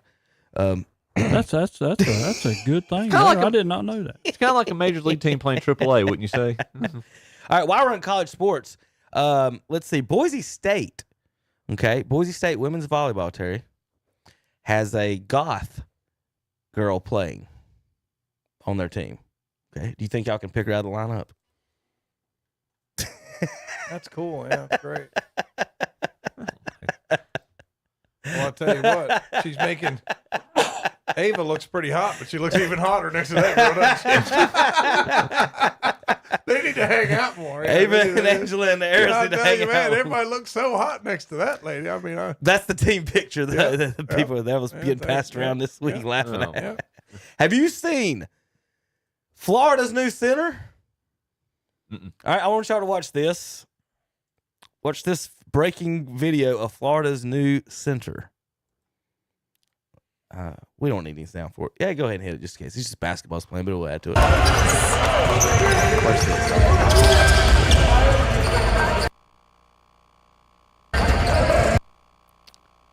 The guy in the black shirt is 7'1". What? That was their center last year. He's now the backup. Yeah, I was about to say And he has to double hand pump the other He jumped guy. Yeah. off 2 feet. Yeah. just to hand pump the other guy. How tall is that dude? 7'9", Oliver Rio. I think it's Rio. I'm guessing. I'm just gonna say Tom, what do you think? Rue. Kind of reminds you Tom, of you're Edie, French. except he's not that big. Rio. Olivier. Rio with it. Olivier Rue. Am I? Edie from Purdue. Just a great big old man in the middle. That's a 7'1" person jumping in the air to give you 5. Good gracious. I wish Burns was still at school. He'd take him to school. Oh my God! There we go. How about this? Some Oklahoma fans raising money for Tennessee, raised over $5,000 selling Oklahoma merchandise for the children's hospitals and charities in eastern Tennessee, in the Knoxville area. So Oklahoma, after playing Tennessee, fans getting back to some of the folks over there in the Tennessee area. Cool. All right, this is a high school or college. I'm not sure. Lincoln Way. I think this is high school, but we got to show it because we do high school and college football. Y'all want to see a 99-yard touchdown run? Tischer, it's got to be. How about a 99-yard quarterback sneak? Very careful. He will sneak it, and he will get out of the end zone. And the pile keeps moving. Oh, he's free! He's free! Braden Tischer! He will escape everyone and go 99 yards for the nail in the coffin. How in the world did he get through there? I guess they're saying forward progress never was stopped. You've seen Tony Dorsett, but you ain't never seen. Got to be very careful. A quarterback sneak sneak it for 99 yards. and he will get out of the end zone. I still don't know which one his head And the pile is. keeps moving. Oh, he's free! He's free! He could have been down 5. Braden Tischer! What do you think, Terry? I need to see instant replay. Well, that's what we're doing. Where did his head? Look, That's what I'm everybody's saying. down Where's right he there, at? isn't it? Which one is him? He's behind number 10. Okay, watch 10 in the white. Right here. All right, so he's actually right here behind 10. He comes spinning out from behind him. 10's trying to tackle him with his back, which is kind of hard to do. Well, I don't know what number 10's even doing. That's what I'm saying. He's just riding the pile. Yeah, okay. Everything but tackling him. He looks at him run right by him. He looks at him and says, oh, there you are. Why dive in the pile? Do something. San Jose State volleyball team is being protested against. 3 schools this week have refused to play them because they have a man on the team. Boise State is the latest to protest, so San Jose State is playing with the dude on their women's volleyball team. So okay, fantastic. I wouldn't play them neither. Exactly. I'm sorry. Unreal. Come on. All right, let's see. Got some more college stuff. Oh, imperialism map time. Now let's take a look here. Dun, dun, dun, dun, dun, dun, dun. Let's see who owns North Carolina right now. Looks like Clemson, Georgia, Tennessee's got a stake. JMU still got a stake. Maryland, Duke, Tennessee. How about South Alabama's out there because they took East Carolina because East Carolina took us, and then South Alabama beat us, and then so South Carolina's got all that out there. You know, just South Alabama owns the eastern part of North Carolina. But the folks on the radio don't know what we're talking about. Basically, when you beat a team, you get their territory. And then if you beat another team, you beat their. What is that? That's Ireland. I still love Stanford. Why do they make it so big? Ireland is not bigger than the state of North Carolina and Virginia and Georgia and all the other stuff. But yeah, Stanford owns Ireland. That is pretty funny map. So Ohio State's got a little bit of Ohio there. Tom, y'all got anywhere else on the map? I can't didn't tell. see anymore. I'm looking for North Carolina State. Well, Terry, who is that up in Maine? We beat Northern Illinois. Missouri. Is that Missouri? Okay. Come we don't have that spot. In whose spot? Northern Illinois? Yeah.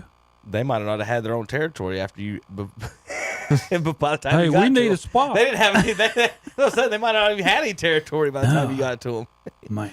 You just fighting vagrants at this point. All right, let's see. Dolphins, Browns. Those are more college. Oh, here's a college highlight. Let's try to figure out. We're doing film study here, guys. Tom, you're the coach, and you are the linebackers coach. And you're in charge of number 43 here for Cal. Okay.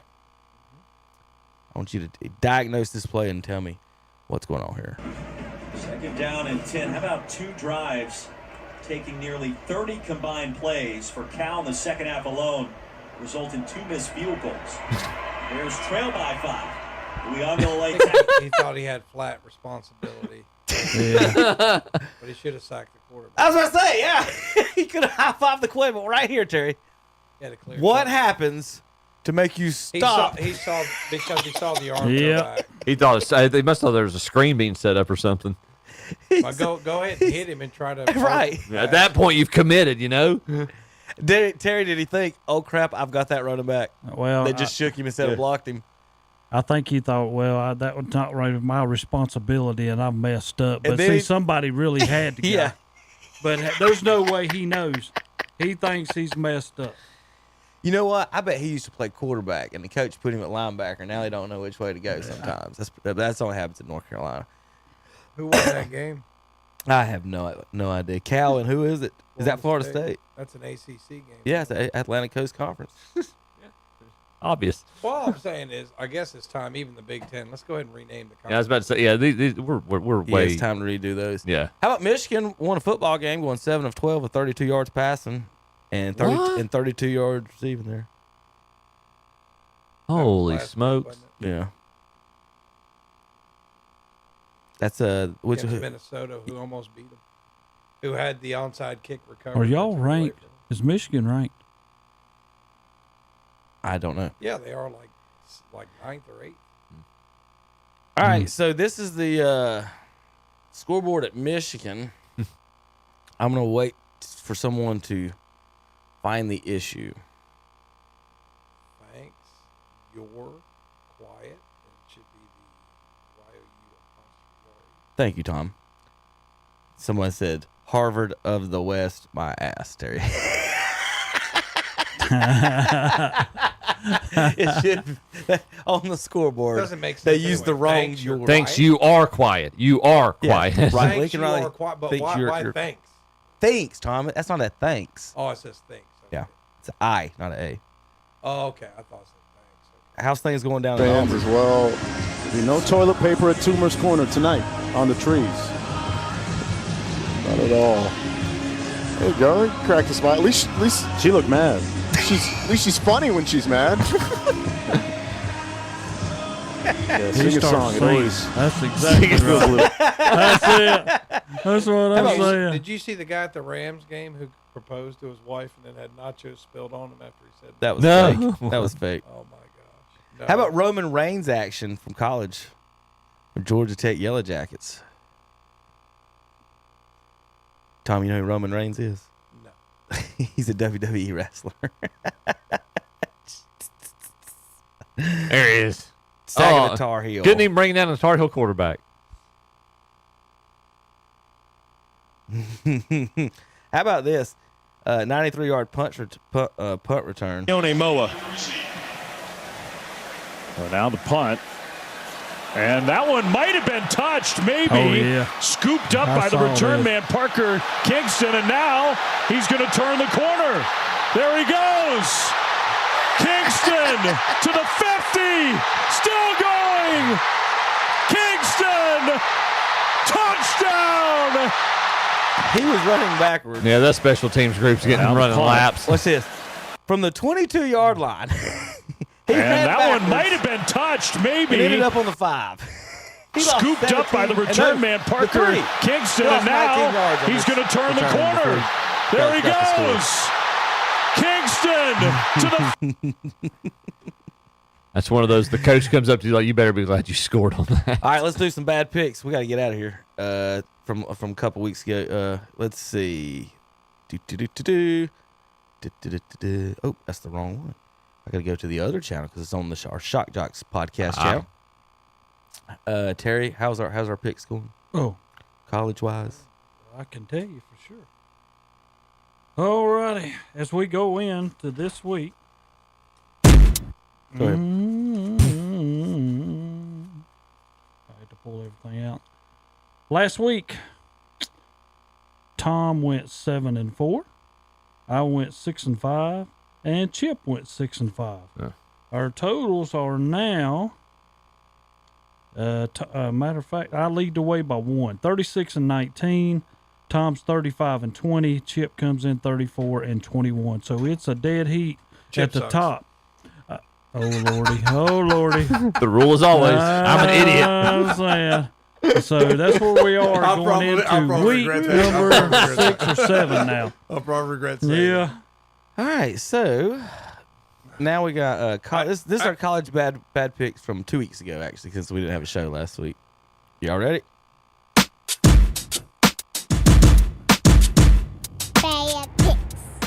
Yeah, I'm gonna tell you what, South Carolina, this is your opportunity. That's how I put it. Every year you have opportunities. You are 2-0 against a 1-1 LSU. This will, and what is LSU ranked? 16th. 16th. USC for the win. Tommy? Nobody calls them USC. Nobody calls them that. That's what I call them. LSU. He just screwed it up. LSU wins. Oh, we didn't ask for your opinion. Yes, you did. Technically, Kevin did. We all give our opinion. Louisiana State, 46. South Carolina, 43. Bad picks. Well, let's avoid the clean sweep here. I'm really afraid Florida State's just going to quit on them, but they've got to win at some point this year, right? So I'm going to pick FSU. Says who? Florida State, 12.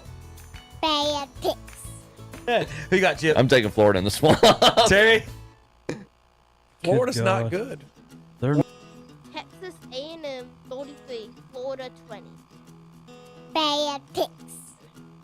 I'll go with Washington at home because they're also in my parlay. Washington State, 24. Washington, 19. Bad picks. That pitted. Go against the grain a little bit here. Let's go with West Virginia. West Virginia's favored. That's a loss. Yeah. Chip? What? I'm feeling West Virginia, too. Let's do West Virginia. Oh, lordy, double. Double loss. 48. West Virginia, 44. Bad picks. I got to take UCLA at home. I mean, Indiana's better this year, but I don't know if they can go in all the to Cal. That's a conference game. That's scary. Yeah. So who'd you take? Indiana. UCLA. Oh, no, he said UCLA. Okay, I'm you sorry. did right. Indiana can't go out there. There's too much of that Pacific breeze coming off the ocean, and there's no way they can win out there. So Go ahead and pick Indiana, Chip. I'm picking UCLA. Go ahead and give me Indiana. Thanks, guys, for the analysis. Indiana, 42. UCLA, 14. Bad picks. One of my alma maters and going with East Carolina. I don't know what to do with these people. App State, 21. East Carolina, 19. Y'all hadn't seen this one yet, have you? Bad picks. Right. No. Well, I took Purdue. Yeah, in we a- did do this. Yeah, we did. Oh, 7-1 yeah. We did do this. parlay. Hold So on, I let's- got the wrong one up. Oh, Lord. This is okay. Well, no, that was a good one. We got to the 59-point miss. Yeah, it was Tom's Yeah. a miss. Maybe Y'all did this 2 weeks ago when I was out. That's what was going on. I've got it. I must have not just uploaded the onto the site. Man, I'm gonna check. Let me check the other one just in case before we do. We can just go ahead and do our picks here in a second because we are way behind anyway on all those. Oh yeah. Let's see. KTC says 2 weeks ago, so that should be about right. Anyway, I may have just not uploaded the latest one. Let's see. No, I did not. All right, I'm gonna go down the hall in just a second on that. All right, real quick. Where's my Twitter? We'll do that no. It's time to pick picks. I'm gonna let Chip handle this for a second. Chip, find some Spread's got to be less than spreads 10, on right? Less than 10 here. All right. We're gonna go. I'll get it set up for you here so you can kind of Scroll down through here a little bit for the folks at home. So we like to pick. Terry, you got records over there at all? Yeah, I've already said. Oh, sorry. Chip was in first. Is that what you said? Last. Quite the Only contrary. by like 2 games. So. Yeah, it ain't but 2 games separating top to bottom. Oh, okay. That's not Yeah, too it's a dead heat. All right, Chip. I'm gonna let you handle this. From here, I'm gonna go down the hall and try to get the bad picks up for you. Oh, yeah. He never puts us in charge. I know.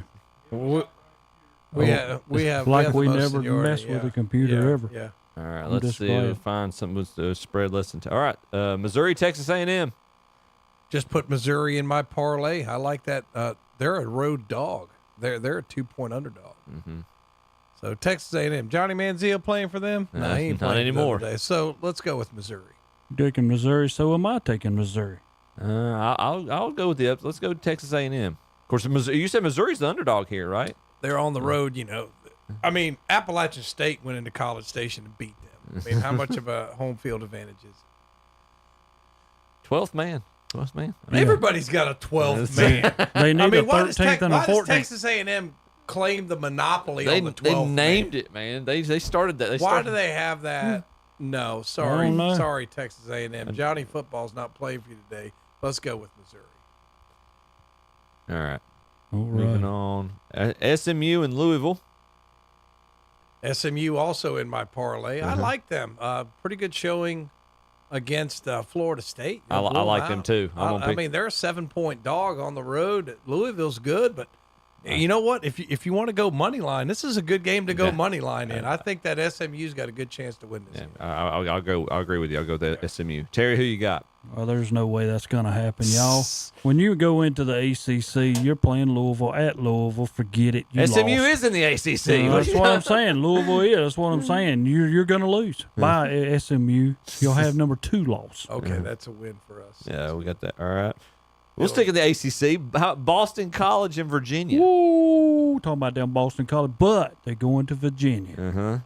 Can they pull off a victory? If Virginia come off of trouncing Coastal Carolina last week, as Tom took Coastal Carolina 2 weeks ago. Yeah, but this week it will not happen. Boston College remains one of the top teams in the ACC with a victory. It's not my fault that the bars at Myrtle Beach had happy hour on Friday night. It's not my fault. You let me down, Fighting Chickens. You let me down.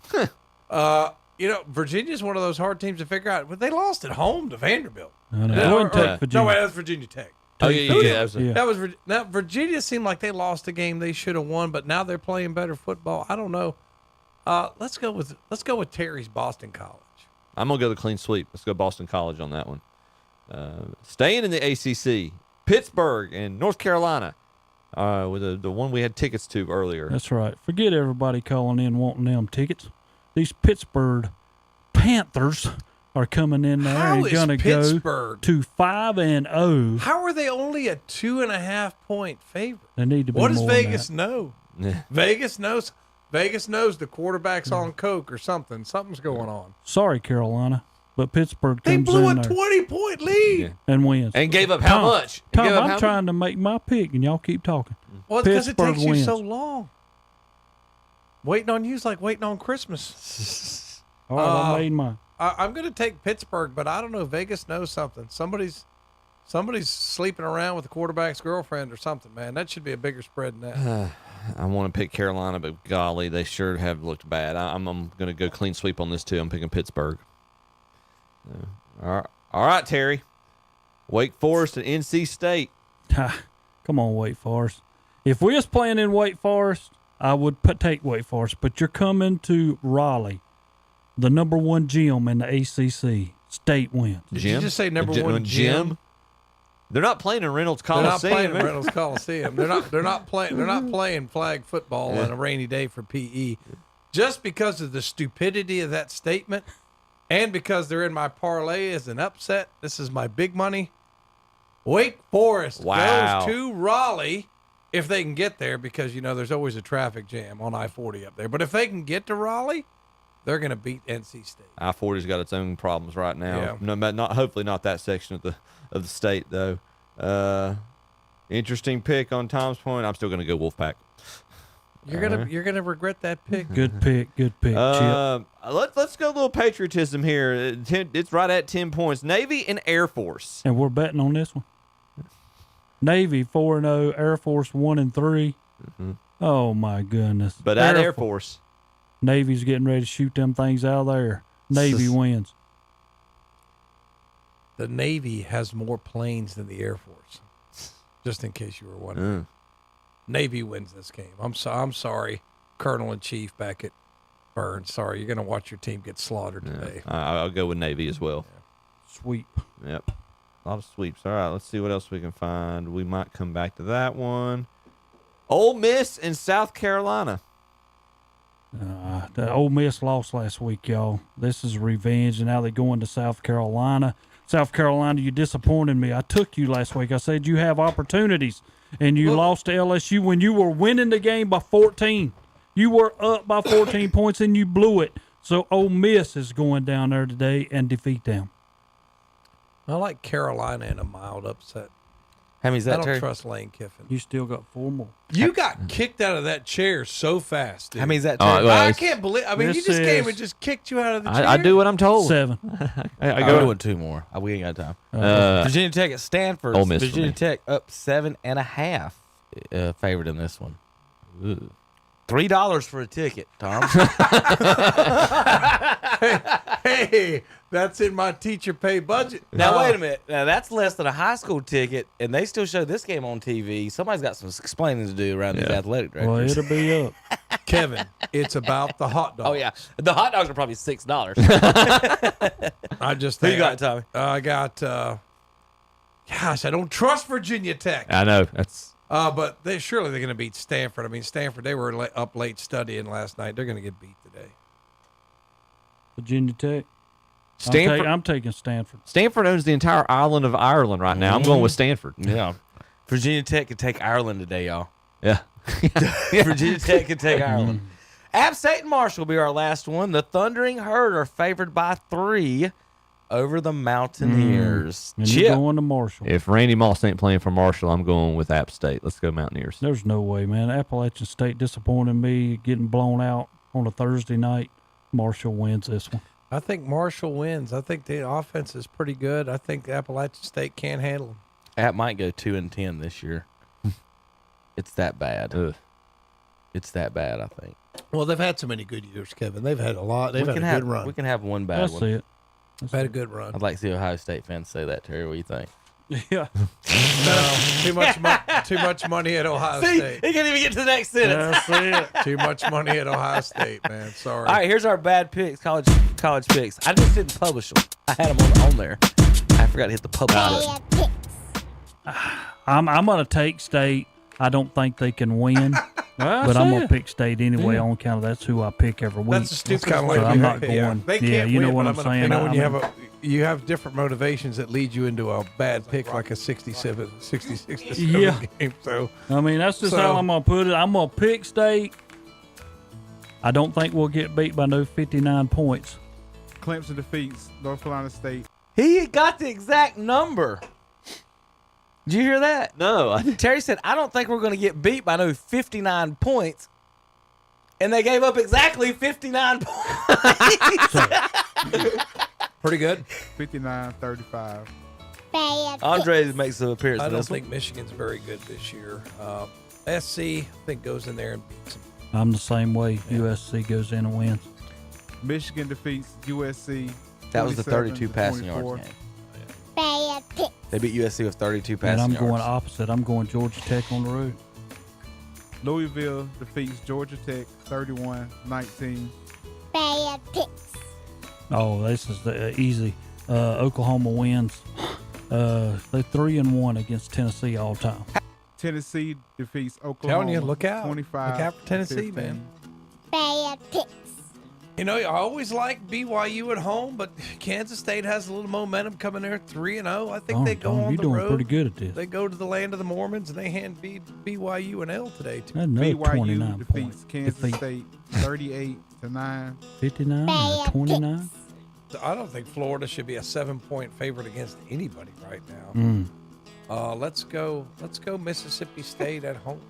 And I'm also going to go the same way. Mississippi State playing at home. Florida defeats Mississippi State 45-28. Virginia, you cannot go. Are here you and going to lose. pick the game or not? Yeah, that's what I'm trying. I haven't.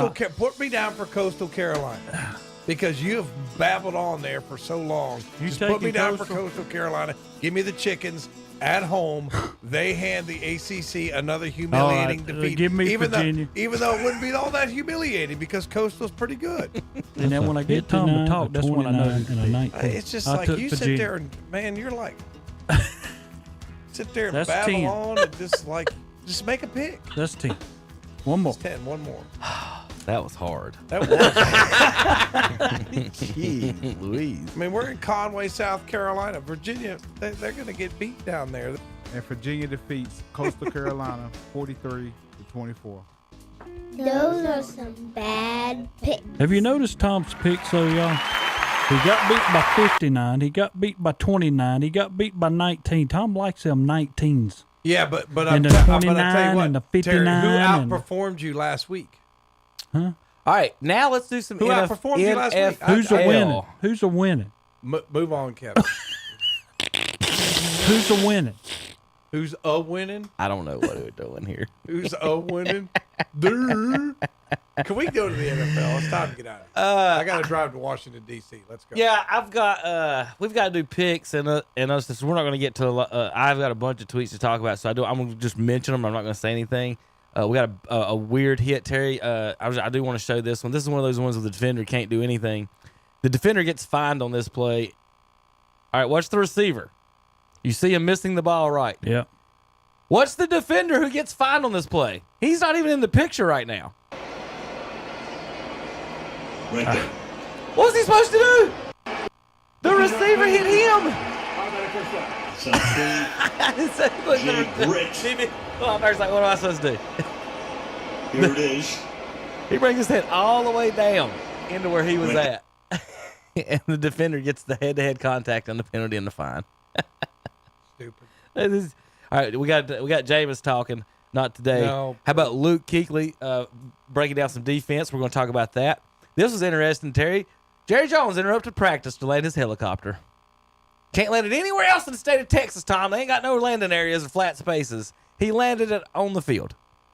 And you wonder why you're not in any NFC championship games. Maybe he can call his nephew and ask for a place to land.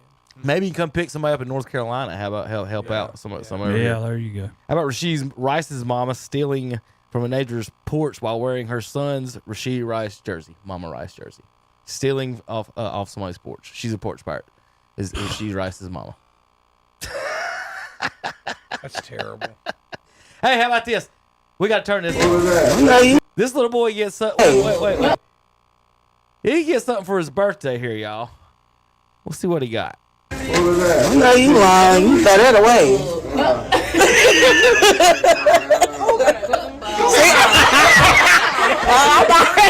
He got him a Cowboys jersey and did not like it. That's funny. That is funny. I don't care who you are. That's funny. How about another one? Another defender. All right, Terry, you're the defender here. What are you supposed to do? I know. I'm trying to go low, and he goes low and hits me. On the tight end. It should be. It should be, but it's not. It was a $10,000 penalty fine on the defender. I am trying to go low. Yeah. He goes low and hits me. Exactly. And I'm the one that gets the fine. Exactly. The Detroit defender got fined $10,000 for that right there. And he was fined another $10,000 for a separate incident in the same game. Yeah, then they suspended him. Like it was he had I don't know what they're doing with these things. How about Arthur Blank this week? Inducted himself, Tom. He sure did. I saw Into this. the Atlanta Falcons. How about that? Ring of Honor. Look at the comment. Had to be special call when he got the news. I mean, that's just. I'm sorry. He deserves it, man. Give him. But not him. Give him the credit. Not himself. Give him the credit. How Come about on. Trevor He Lawrence? did give himself the credit, Terry. Tom, this is how bad Trevor Lawrence is. He's the first player in NFL history to throw an interception to someone who has died. No. Oh, that's man. awful. He's the first player in NFL history to throw an interception to someone who has already died. Technically, he's the first one to throw an interception to someone who's been resurrected. That's funny.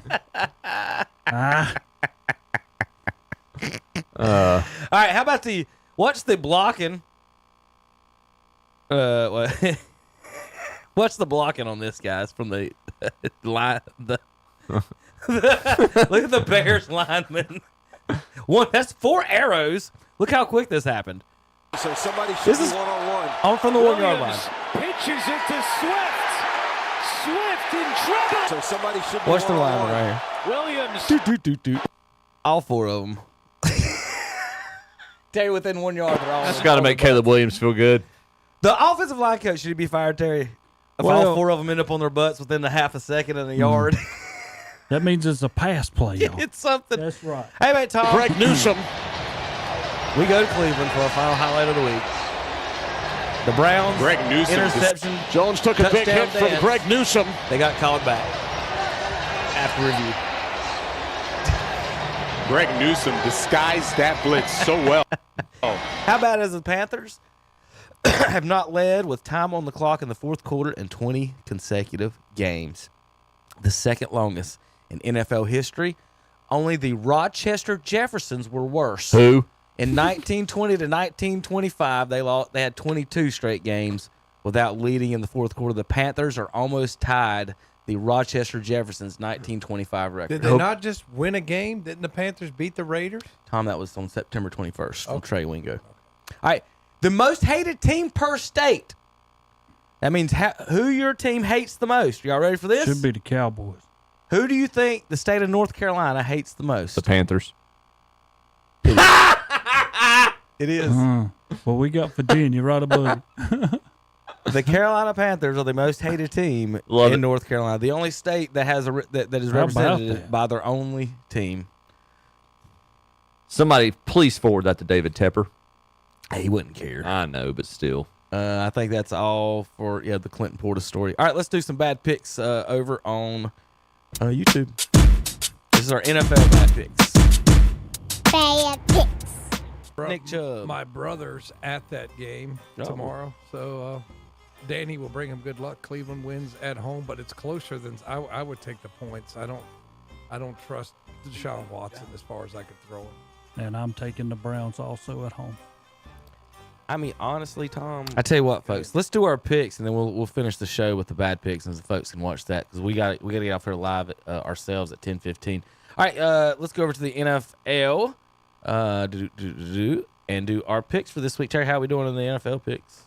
Alrighty. NFL picks. Let me just give you the totals as we go into this week. It's ugly. Let me try to figure out who's winning. Kevin is on top at 26-20.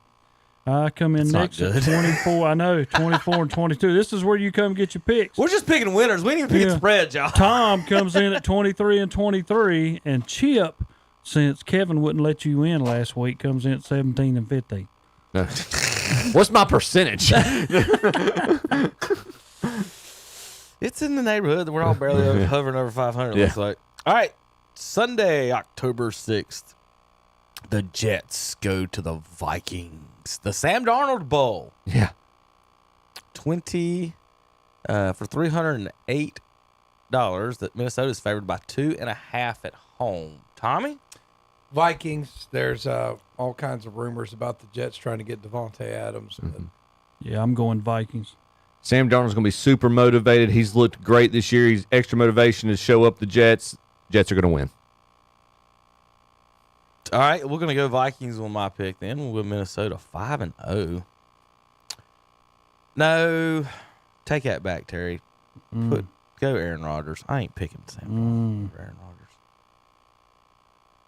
Panthers at Bears. If you're in hell this week. We just won that one, Tom. Y'all might have. Panthers at Bears this week. If you're in hell, catch this game. Yeah. $144, though. You got to pay for it if you're in Chicago. Chip, who you got in this one? Oh, gracious. Panthers aren't going to win away. Go Bears. I'm also going Bears. Panthers shock the Bears. They're actually scoring points. Well, with Dalton. I was at the game last week, and he's an accurate quarterback. We try to tell everybody the last few years he can throw it if they're open. He throws real football passes and plays and all that other good stuff. I guess the Bears at home, Terry. I think these both teams are garbage. So, yep. Ravens at Bengals. Did get a little tired of the Houday folks in the stands. Like, gosh, Lee. It was funny though listening to Panthers and Bengals fans like talk junk to each other and they're both terrible. Like, y'all are worse than us. No, you're all worse than us. Ravens at Bengals, Tommy. Give me the Ravens. Bengals. Ravens. Trent Marty's at that game. Is he a Bengals fan? Yeah, he likes the Bengals a little bit more than the Browns. I didn't know. I didn't know that. We'll go with the Ravens in this one. I saw the Bengals in person, and they few problems with the Panthers. Although I'll tell you this, you can tell the difference, guys. Of Joe Burrow, he's a good quarterback. I'm just going to say that in person. Seeing the ball, like I said, Andy Dalton, he's good. He's accurate. Burrow is throwing balls to people before they're open. Yeah, he's the real deal in person. Watching him throw the football, that's the first good real quarterback I've seen play a game in Carolina in a long time. Look, I actually throw the ball where you're supposed to and when you're supposed to. Dolphins and Patriots. Miami favored by 1. How bad are the Dolphins without Tua? Well, how bad are the Patriots if they're not favored at home against the Dolphins without Tua? They're both bad. Yeah, it's just not as bad as the Bears Panthers, but this is close. How is what Bill Belichick was doing not acceptable? What this is? I know. Yeah. All right, Chip, who you got? I'm gonna take the Patriots at home. Patriots. Drake May starting. I'm also taking the Patriots. Good Lord, I'm taking the Patriots too. I don't want to do 4 across on a bad team, but dang, I don't know who the court. Huntley looked bad. I mean, they looked bad. Yeah. All right, Tom, is Chubb back yet? Oh man, I'll be at this game, so the Commanders will win. Is Chubb back? No, they're talking maybe in the next couple weeks. He says his knee feels good. So what are they waiting on? I don't know. Is Garrett playing? I don't know. I mean, well, it's not my knee, so it's easy for me to say get your butt in there and play. But it ain't my. Is it a team decision or is it? I don't know. Is this the Chubb decision? They've been very tight-lipped about it, and just I don't know. I mean, well, this is do or die for y'all. That's what I'm saying. I'm watching him squat 700 pounds, and we're like, well, I don't know if he can go out and run the ball 10 times Sunday. Like, well, when you got 400-pound guys trying to kill you, it makes a little bit of a difference. Well, at some point he's got to do it. I know. I'm going Browns. Commanders for that. Jaden Daniels. Nick Chubb. Jaden Daniels is he's showing he's the real deal so They just far. got beat by the Giants, and they still don't got Nick Chubb. Give me the Commanders. I'm not picking them until took the Jameis and Chubb are on the field, Tommy. This is Brown season right here, y'all. Well, what happened to the new season. allegations with Winston? With Watson, I don't know. We better hurry. Let's go. All right, Colts at Jaguars. Jaguars. Get a ticket for $19. Go Colts. They're going to beat Bravehearts. He's done. He's wounded. They're going to disembowel him.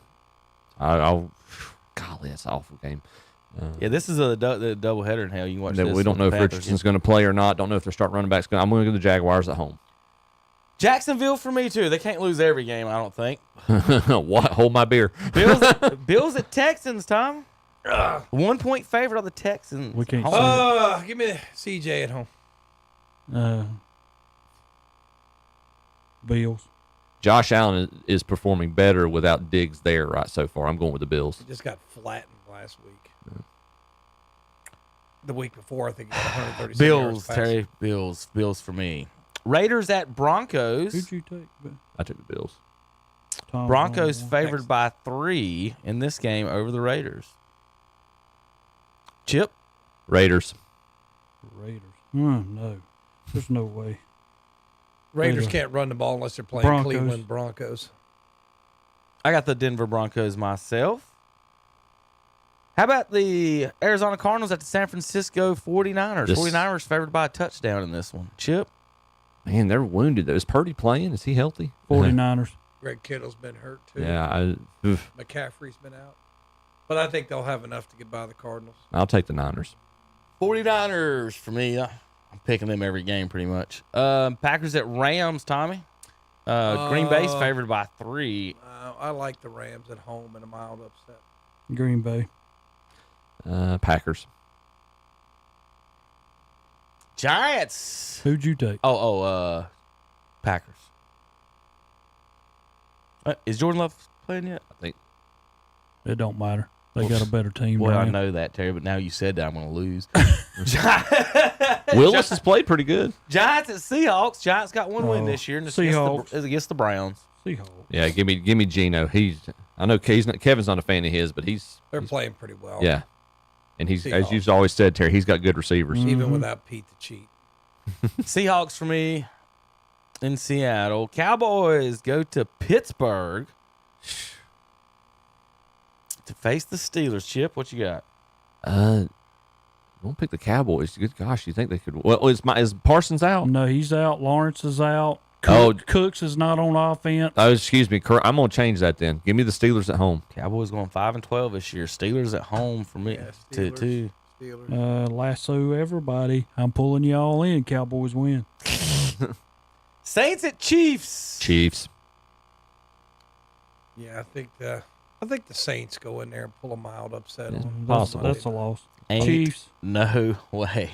Chiefs over the win. Kelsey broke up with his girlfriend. He'll fumble. Oh, did they? Yeah. All right, here's our bad picks, folks. You can watch them. This is from the last weeks, but we want to thank everybody for tuning in and watching us live here on Saturday Morning Sports Talk. Kevin Hastings, JP, and everything. JP, don't send them off. JP, you can go ahead and put them back on the radio for the folks on the radio. Get them off. But for the folks online, you can finish watching our bad picks from last week here. KDCBroadcasting.com. Just to the Giants. Well, yeah, they're going to win. They should win by like 20 in this one. Giants defeat the Browns 21-15. Bad picks. I got Tennessee Titans at home. Get off the snide. A lot of teams don't. Good football teams usually don't go 0-3. Well, that's what I'm saying. They should be 2-0 though. Packers defeat the Titans 30-14. Bad picks. I'll give you the Bears on the road. I just don't like the Colts. Don't trust them. Pick against them. It's The been working NASCAR for me. Cup. I'm picking against them again. Colts defeat the Bears 21-16. Bad picks. Vikings playing pretty well at home, but you got CJ there. This is a Hospice tough one. Cleveland It is. County now has a new name, Via Health Partners. It's a new name, but still the same exceptional care.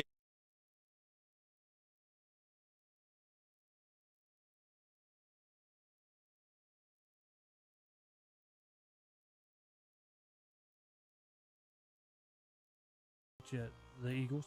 He did us a great job in Dallas last week by blowing a game that he should have won. So you know what?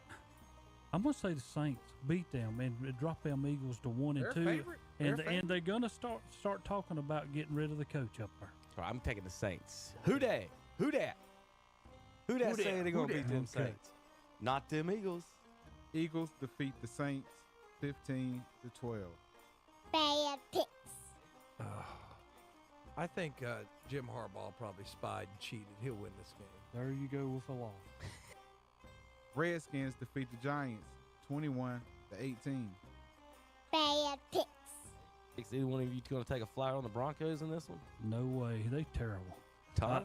I took them to be in the freaking playoffs. Can I change it? No. Baker's found his home. Glad to see him playing well. I think the Bucks they'll win this game at home. I got Buccaneers to the Tampa Bay. Broncos defeat the Buccaneers 26-7.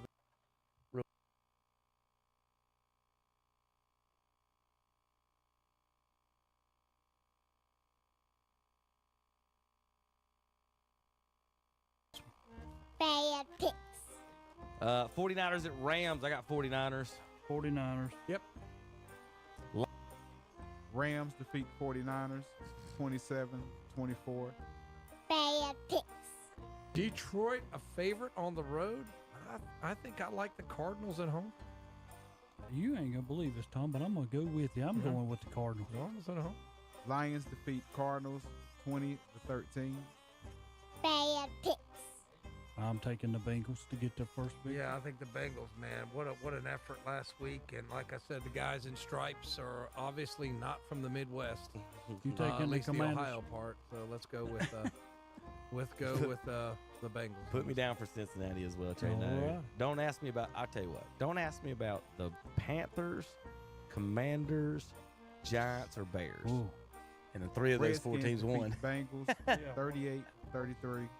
Bad picks. I think the Raiders went out to the strip club this week and got all hung over. I think Panthers go in there and beat them.